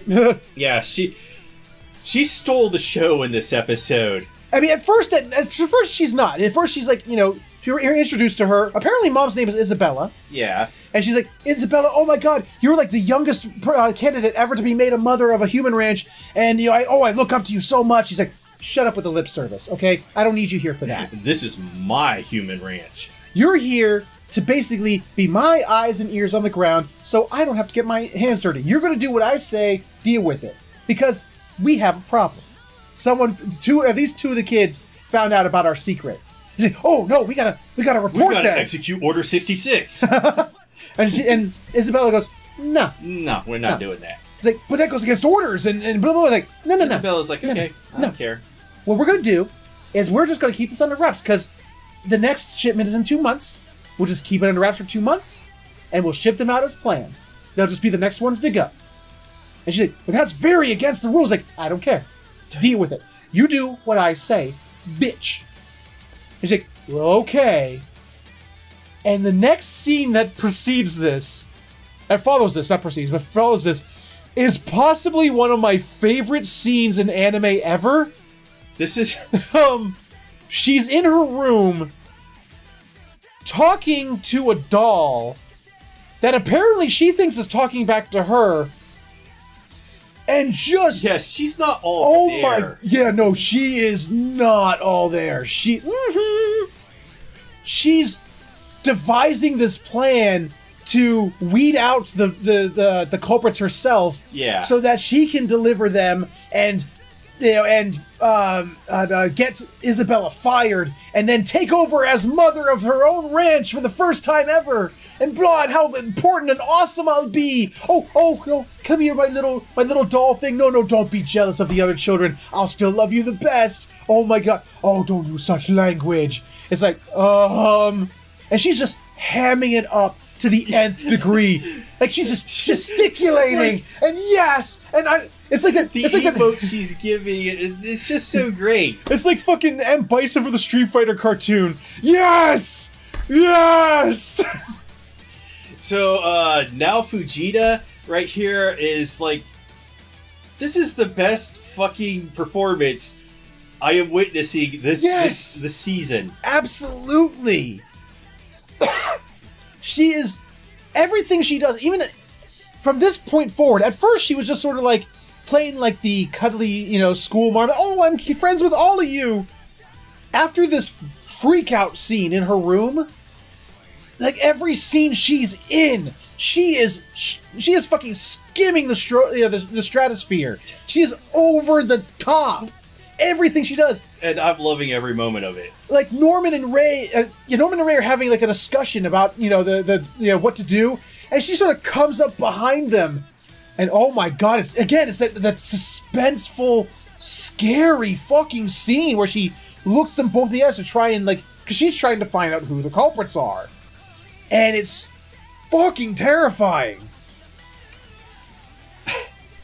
This is now the Sister Crone show. It absolutely is. I just want her on screen all the time. She's like one of my favorite antagonists in a show ever. She's the protagonist now. Damn those kids and trying to escape. Oh, those damn antagonists. So, the kids, Norman, Ray, and Emma decide, okay, we have some problems. Sister Crone. Kids, they don't know how to, even if we got out, decided to execute a plan to save everybody, some of the kids aren't physically fit. They can't climb trees, can't do this. So they get in. They're also not going to believe us if we tell them what's really going on. So basically, they kind of try and train the kids by tricking them, by helping them get better at tag. Yeah. To which Sister Crone wants to play tag too. Yes, she does. And at first I thought she was going to use the tracking device to cheat. I didn't think that at all, because she didn't have one. Well, I thought she was, and she doesn't. No. Instead, she fucking turns into a force of fucking nature. She's like an Olympic sprinter. Yes. An Olympic sprinter, a master tracker, a fucking... I mean, she turns into Black Panther. Like the scene where he's like, in Captain America Civil War, where he basically chases down a fucking car. Or was that in Black Panther? Yeah, so the way they're I think it might have been both of those. Sister Crone running after these kids is that she is going after Usain Bolt's world record. It's just, at first it's like, even though it's sinister, she's playing it up as cute, the cute, lovable school marm. It's like, 8, 9, 10, oh, here I come! And boom! I'm just surprised that, Norman and Emma are outrunning her. I was too! Well, I mean... Because it makes it look like she's just booking it. Emma outruns her while carrying 2 other children. This is no small feat. No. It's like she tags all the other kids except for Emma, Norman, Ray, and 2 other little kids that Emma rescues. She tracks down Emma in this like rocky part that looks like it almost was a like a backdrop for a Dragon Ball Z fight scene. Well, she does get Emma and these 2 kids, but the only scene... because Emma's out of breath. Yeah, from carrying 2 kids around. Well, I think she actually got Emma to gasp. I think that's what gave her away, because she said something to the effect of, "Emma, you saw what was at the gate, didn't you?" or something to that effect. And she does this little, really small and short, and you missed an opportunity to make an Evangelion reference there. Did I? The show did. Oh, how? When she gasps, and Sister Crone could have been like, "Oh." Well, it's because Emma sort of looked straight up, and there she is, just like bearing down on her from on top of the rock. It's just like, Jesus Christ! And the facial expressions on Sister Crone are... "I'm gonna get you." They are terrifying. So then it shows her chasing down Norman and Emma. Norman and Ray. Fuck, the names. Good job. And they actually outmaneuver her. Yeah, surprisingly, Norman's able to do this, even though he's, like, asthmatic. Well, that was the fun part. Like, when she's hunting down Emma, she actually, like, calls out. She's like, I've looked through the dossiers. I know all of your weaknesses. I know that Norman, he's the least physically fit of all of you. So he was really weak as a child, and blah blah blah. And Ray, he gives up on things too easy, and he's quick to agree to things, but then just as quick to back out of them. And you, fucking Emma, your weakness is your naivete. And it's like, you think, like, oh, this chick's got us all figured out. But then Norman, supposedly the least physically fit of all of them, is able to outrun the Olympic dasher. Yeah, and outrun and outmaneuver and outthink. And Ray comes up to her after the 20-minute time limit's up. He goes, "Hey, 20 minutes, we won." I like how Ray just decides that he is it at that point, and he's just like, "Time's up." This comes up to her. I loved it. And so it's just this really great scene. I love that scene. But then they start to talk, and they're trying to figure out, okay, wait. If she's here and she's doing all these things, why is she here? And it's like, they start to deduce, well, and why does she seem so well informed? And she's like, they're like, she's way so much of a threat. Why is she such a threat, having just been here? And they start to deduce, maybe there's an insider. Yeah, so they think maybe there's a traitor among the kids. Because there's a scene earlier when Norman, Ray, and Emma are planning, and the whole scene is shot from the bushes. And the whole scene is shot from, like, as if someone's looking out of the bushes at them, watching them. And it keeps panning back to the rest of the episode keeps panning back to the little girl with glasses, and she looks very glum, very sad, and very upset about something the whole episode. Like, even Sister Crone looks at her, like, she's like scanning all the kids, and all of them put up the happy faces. Even Emma and Norman, Ray are, ha ha ha ha ha, oh, we won at tag, yay! But the little girl with glasses is, and Sister Crone gets that big old smile of hers. She's like, "I found you out." Because I think she's like, yeah, maybe it wasn't Emma, Norma, and Ray. Maybe it's that girl. Yeah. But, so I think Sister Crone thinks she's the culprit. Mm-hmm. Meanwhile, at least Emma is coming to the realization that maybe she's the mole for Isabella. Well, I don't know. I'm not going to read ahead on this one. I will probably pick up the manga after the anime ends airing. Yeah, because I'm enjoying the fuck out of this. I will tell you what. I enjoy Isabella as a villain in how scary she is. Yeah. She is a formidable, terrifying thing. She is essentially the Lady Tremaine of this series, the villain from Cinderella. Mm-hmm. She is a wicked stepmother. She just has that regalness, just the calmness. She's just terrifying in that way. She even has her own Lady Tremaine stare. but it's Sister Crone. It's and then just Sister Crone is our Kefka. She is fucking Kefka. She absolutely is Kefka. Oh my god, she is amazing. Like right now, I want to see more Sister Crone. I want to see her have her. You know what I want to see? This will define her when she has her freak out. When like something bad happens to her, she gets mad and she has like an angry freak out. I can't wait for that episode. Well, maybe that'll happen next week on the Promised Neverland Z. But so yeah, so we're going to end that there. Promised Neverland. It promises nothing but good things and delivers every fucking time so far. I cannot wait for more. Me either. So with that, let's go ahead and move right along to our final episode of the week. And finally, this week, Rising of the Douchebag Hero. Holy shit. Okay. Ye of little faith. You were right. You were right, okay? At first, the first episode, he was like, oh, he's a douchebag. And I'm like, no, he's doing what he has to survive in the unfortunate circumstances he's found himself in. You know, he has to do what he's got to do.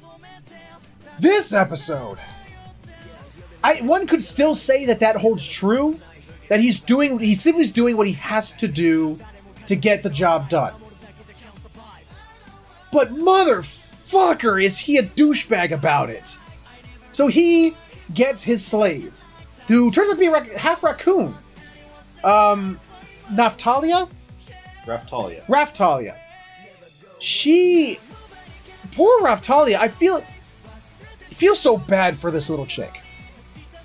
Because she was born in this world? That, but also, now Fumi, And now she's the slave of the douchebag hero. I don't know. I want to root for Naofumi, but then he keeps doing douchebag things. Douchebag is gonna douchebag. But it's like, sometimes he does things that make you go, aww. But then other times he makes you go, what? Do you have to be a douchebag about it? Jesus Christ. So he gets her, and his first order of business is to test out the curse. You know, it's like, what's your name? She don't say anything. What's your name? That's an order. And again, when she doesn't answer, her curse goes off and starts shocking the fuck out of her. And it's like, dude. And he sort of treats her like dirt at first. But then, like, his first order of business when they get out of there, because her tummy rumbles, is, you're hungry, aren't you? He's like, well, you're not going to be of any use to me if you're just going to be hungry. And so let's go into here. And she tries to, but master, he gets a sign that says, we refuse a service to all demi-humans. And they, but to get in here! This doesn't matter, because I'm a douchebag. And he sits down, like, and you hear chatter from like, ugh, why is there a demi-human in here? They should toss them out. And I would love to see them do that. They basically did. They're just going. That's just my interpretation. You know, when people go rabble, rabble, rabble. That's just the way I do it. Damn it! Shuts up, like making fun of me. So, douchebag hero just basically he goes, "I'll take your cheapest. What is your cheapest ration set or whatever?" It's like a salad for himself. This is like specifically like your cheapest adventurer set or whatever the fuck, you know, adventurer's meal, and she'll have whatever that little kid over there is having. And he's like, okay, I'm not gonna like it. I'll do it, but I won't like it. the look on his face, because he keeps looking down at Raftalia. He's like, I don't want to do this, but I've heard that you're a douchebag. So he comes back, and it's actually a really pretty, like, really nice spread, like, for a kid's meal, Jesus Christ. And she, like, looks at it like, well, why'd you give me this? It's like, don't ask questions, eat it. And she takes it, and you see her tail start wagging and shit. It's actually very adorable. And she's like, and he's like, do you like it?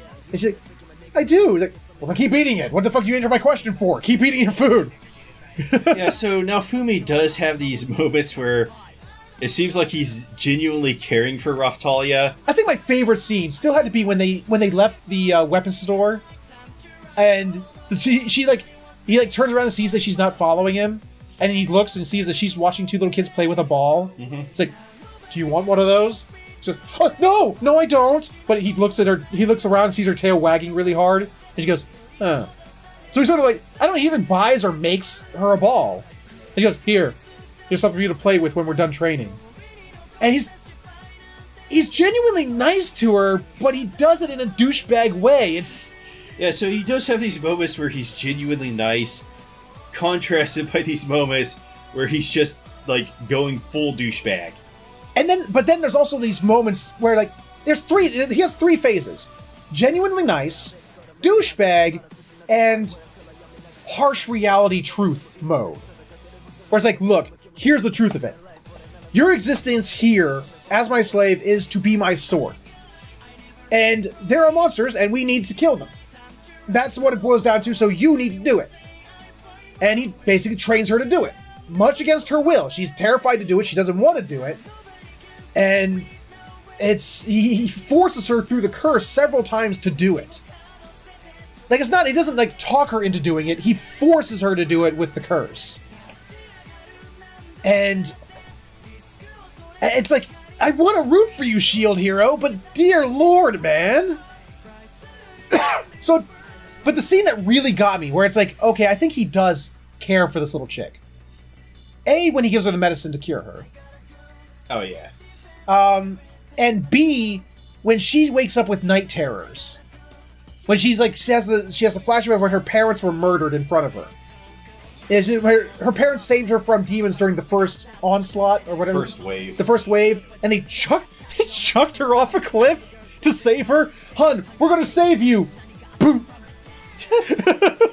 Apparently chucking yourself off of a cliff is not a good way to die. As proven, two different animes this season. Two different animes have shown us not a good idea if you try to commit suicide. Apparently that won't work, according to anime logic. So she wakes up with night terrors, screaming and thrashing, and he doesn't really even say anything. He just sort of grabs her and just holds her, it just comforts her. It's like, stop giving me conflicting emotions about you, Shield Hero. Are you a douchebag or are you a caring caregiver? God damn it. So she tells him the story about how her parents were murdered. Yes. And they eventually go off to the second town. It's like he asks the boss, the owner of the armor shop. He's like, hey, where's the next town First Adventurers would go to? Oh, probably over there to Light or whatever the town's name is. Yeah, he's like, probably over there. So they go there and they're like, how do we make money here? It's like, well, there's ore in that mine over there, but ever since the first wave, a lot of monsters have taken up residence over there, so nobody goes in there. He goes, I'm going in there. Yeah, he's trying to find the most efficient way to farm money so that they can get better equipment. So he goes in there and they get attacked by a two-headed dog thing that looks very reminiscent to the three-headed monster that murdered her parents. And she is paralyzed with fear. So he orders her to attack it multiple times. It's not even refusal. She can't get up to do it. He's using the curse on her like a couple of times, and she just screams in pain, but she can't get up to do it. And then finally he actually drops the curse. He goes, fine, don't attack it. And the curse goes away. Get the hell out. It's like, but what about you? And she's like, I will buy time for you to get the fuck out. Just don't worry about it. Get. But if you really care, if you really care about other people, you want to make sure that no other kids lose parents have to go through the same thing you did, and get the fuck over here and kill it. Murder it. And he basically, instead of using the curse, actually uses logic and tugs at her, emotionally to, get her to have the courage to do what needs to be done. Again, he's still actually a douchebag. He's still kind of a douchebag. It's almost like a touching thing.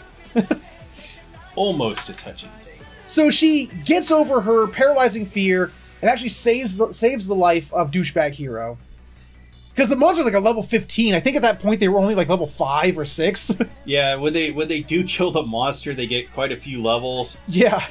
And I had to look back at this because Douchebag Hero's status screen shows all the different shields that he has. Yeah. And he has like a lot of utility applications in there. Yes.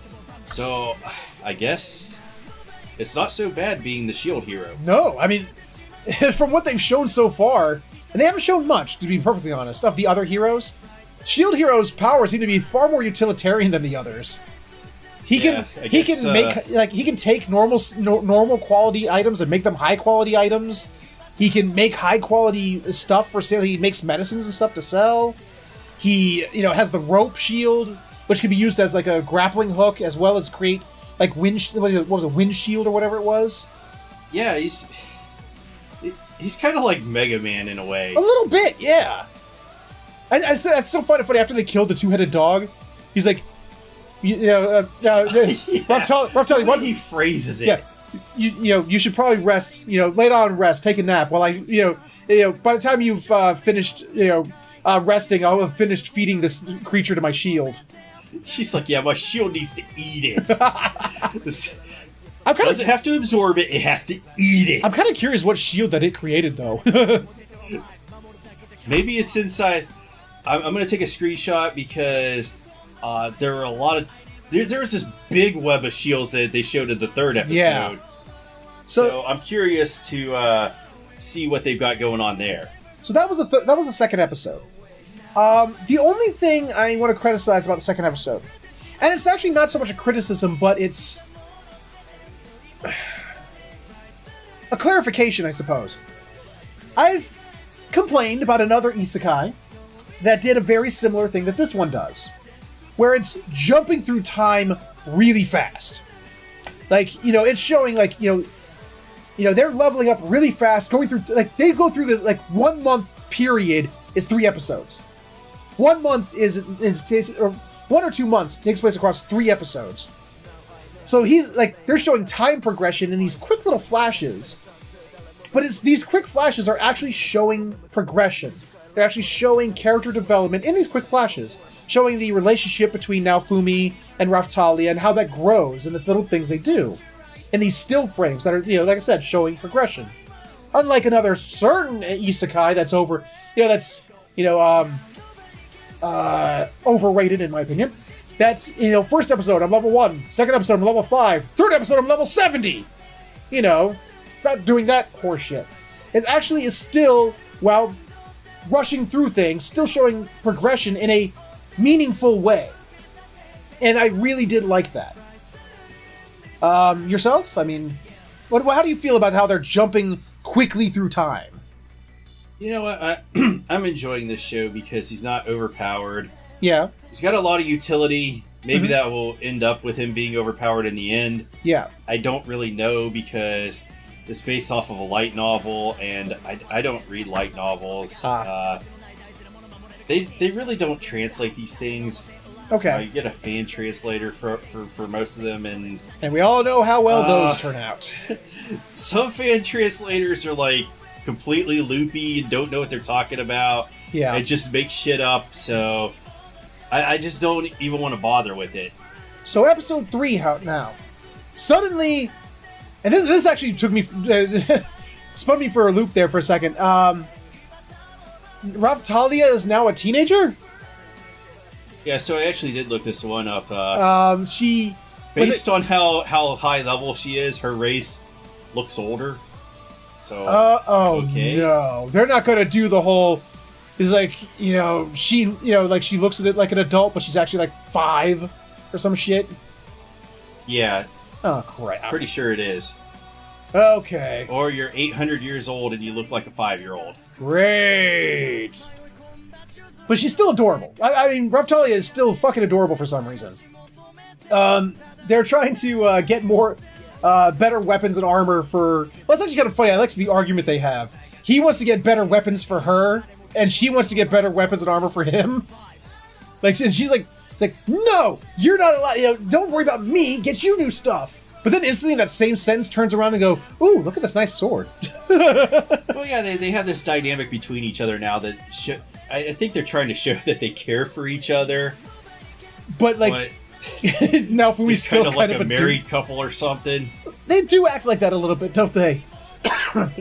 This is our AG and Ash of this season. Yeah, a little bit. Only less gay. Actually, what I do like is they do show that these two, they know how each other moves. They like, when it comes to combat, I love the combat in this episode because they do have good teamwork. They do, and it's drawn really well. Drawn and animated fantastically.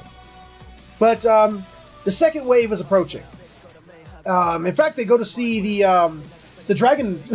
I love it. Yet another thing that Mine didn't bother to tell him when she was training him is like the armor shop guy goes, wait, you've been here all this time and you've never been told? Yeah, the church over there has the dragon hourglass. You're supposed to have gone to see that already. Because it was supposed to give him a new piece of his heads-up display to show him the countdown to the next wave. Yeah, then he goes there and finds out that there was only 20 hours till the next wave. Yep. Oops! So, And then all the other heroes show up and they're like, we need to get in a douchebag contest. Specifically Spear Hero and him get into this little douchebag contest. Sword and, like, Bow Hero don't really show him outright animosity. Sword and Bow Hero are like, okay. Yeah, I don't. Just basically, as far as they were concerned, they were just like, look, don't hold us back. And you don't hold us back, we won't be douchebags to you, and we'll just go our separate ways. But Spear Hero's like, I gotta be a bigger douchebag, bro. First, Shield Hero's like, nope, I'm the biggest douchebag. Well, first, Spear Hero has to fucking hit on Raftalia. He literally starts hitting on Raftalia. And he is rebuffed, and he goes, wait, you're with him? Don't you know that the thing about him, what they've said about him, the rumors? And he, Nafumi's like, Raftalia, we gotta go now. Let's go. Ugh, I'm so mad. And it's, she gets really curious. I think he planted the seed that's gonna cause conflict later. You know it's gonna. Because that's how stories play out.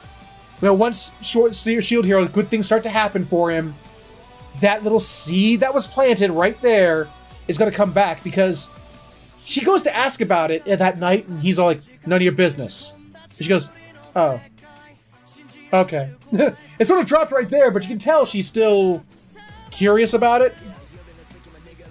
But the time of the second wave approaches. Is here. Yes. They are teleported to the field. Like, literally teleported. Like, it comes down to 0 seconds, and then they are teleported to the battlefield. I don't know how I feel about this game mechanic. It feels like a bug they should have worked out in the beta. What's that? Teleporting them to a place when the wave... That's not a bug, that's a feature.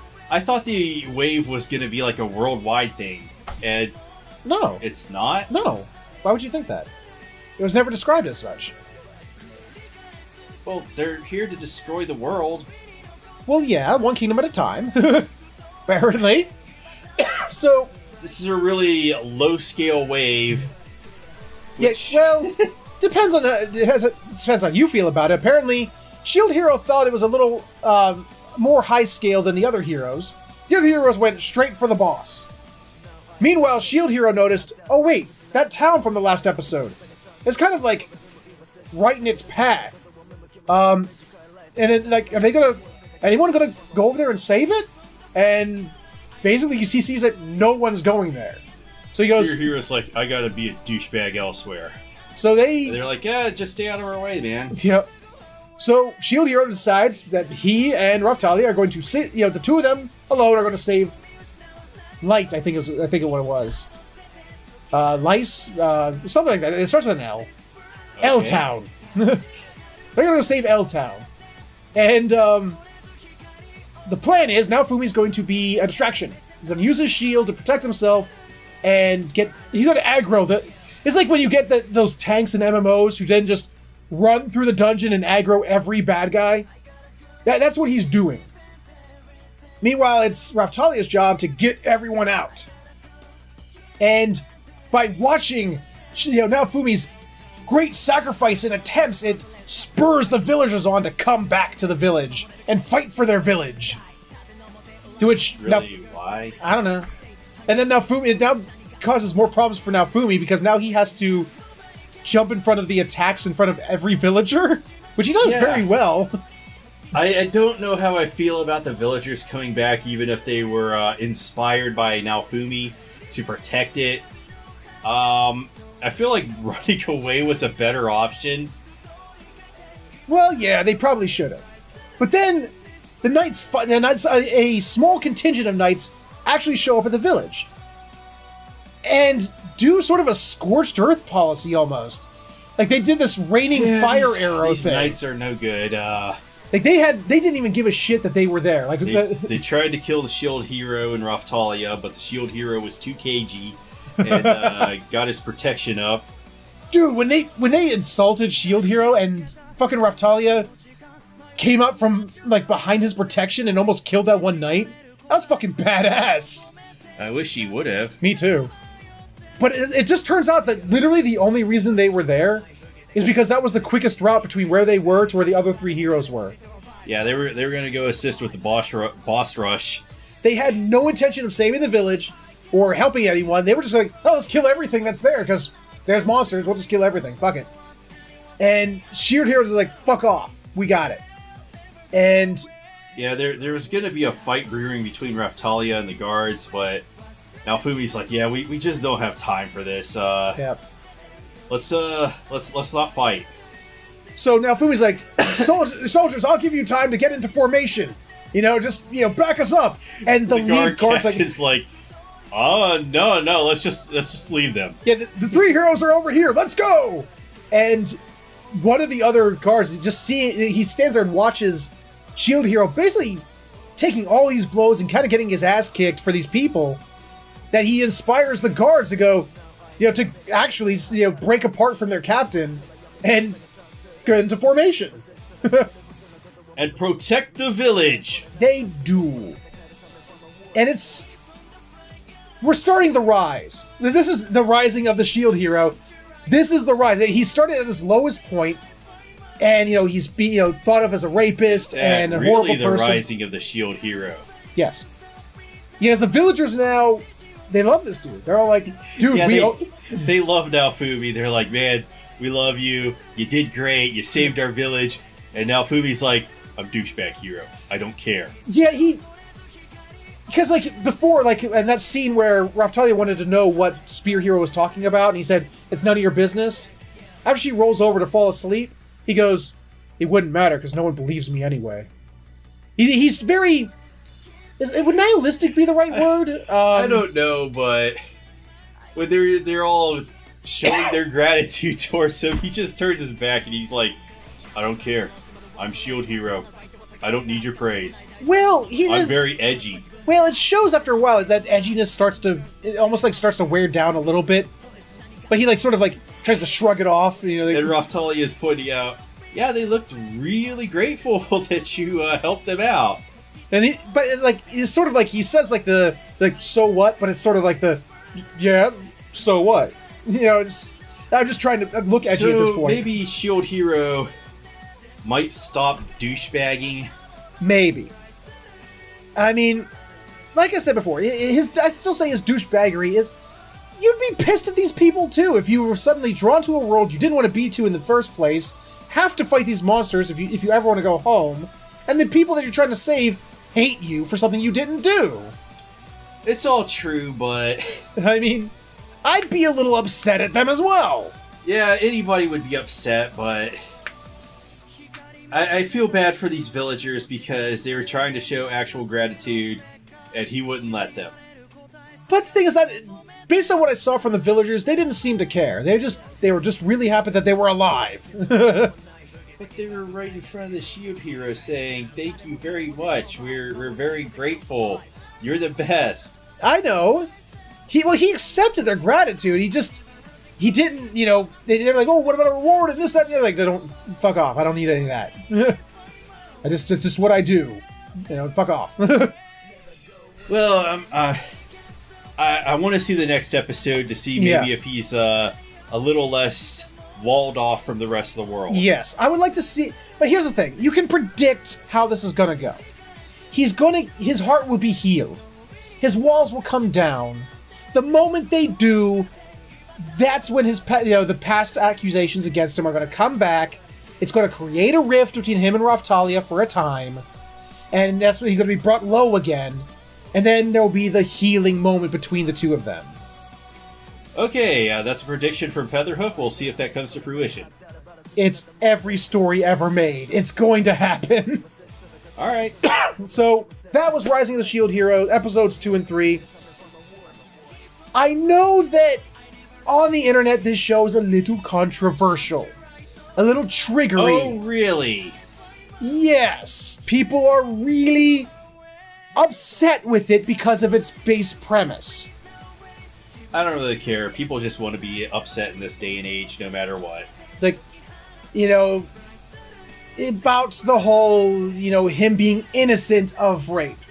People are very upset with that concept being there. But you know what? It works for the story. The story they set up, it creates him as a pariah that he has to work against. And it really works here. Yes, he's a douchebag, but I do love the interactions between him and Raftalia. It's like, he's almost like a reluctant father. Like someone who was like, hey, you have a kid. It's like, I don't want to be a father. Too bad.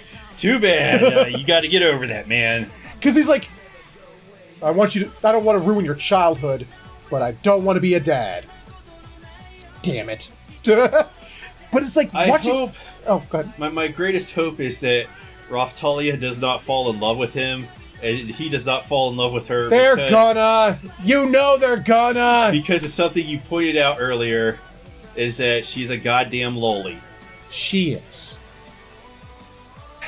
But the thing is, there was a flashback in the second episode where she actually, it turns out her greatest dream was to know the Shield Hero. Yeah, that's true, because the Shield Hero is the greatest ally of the demi-humans. Yes. In the history of ever. So, it's like, she is dedicated 100% to this dude.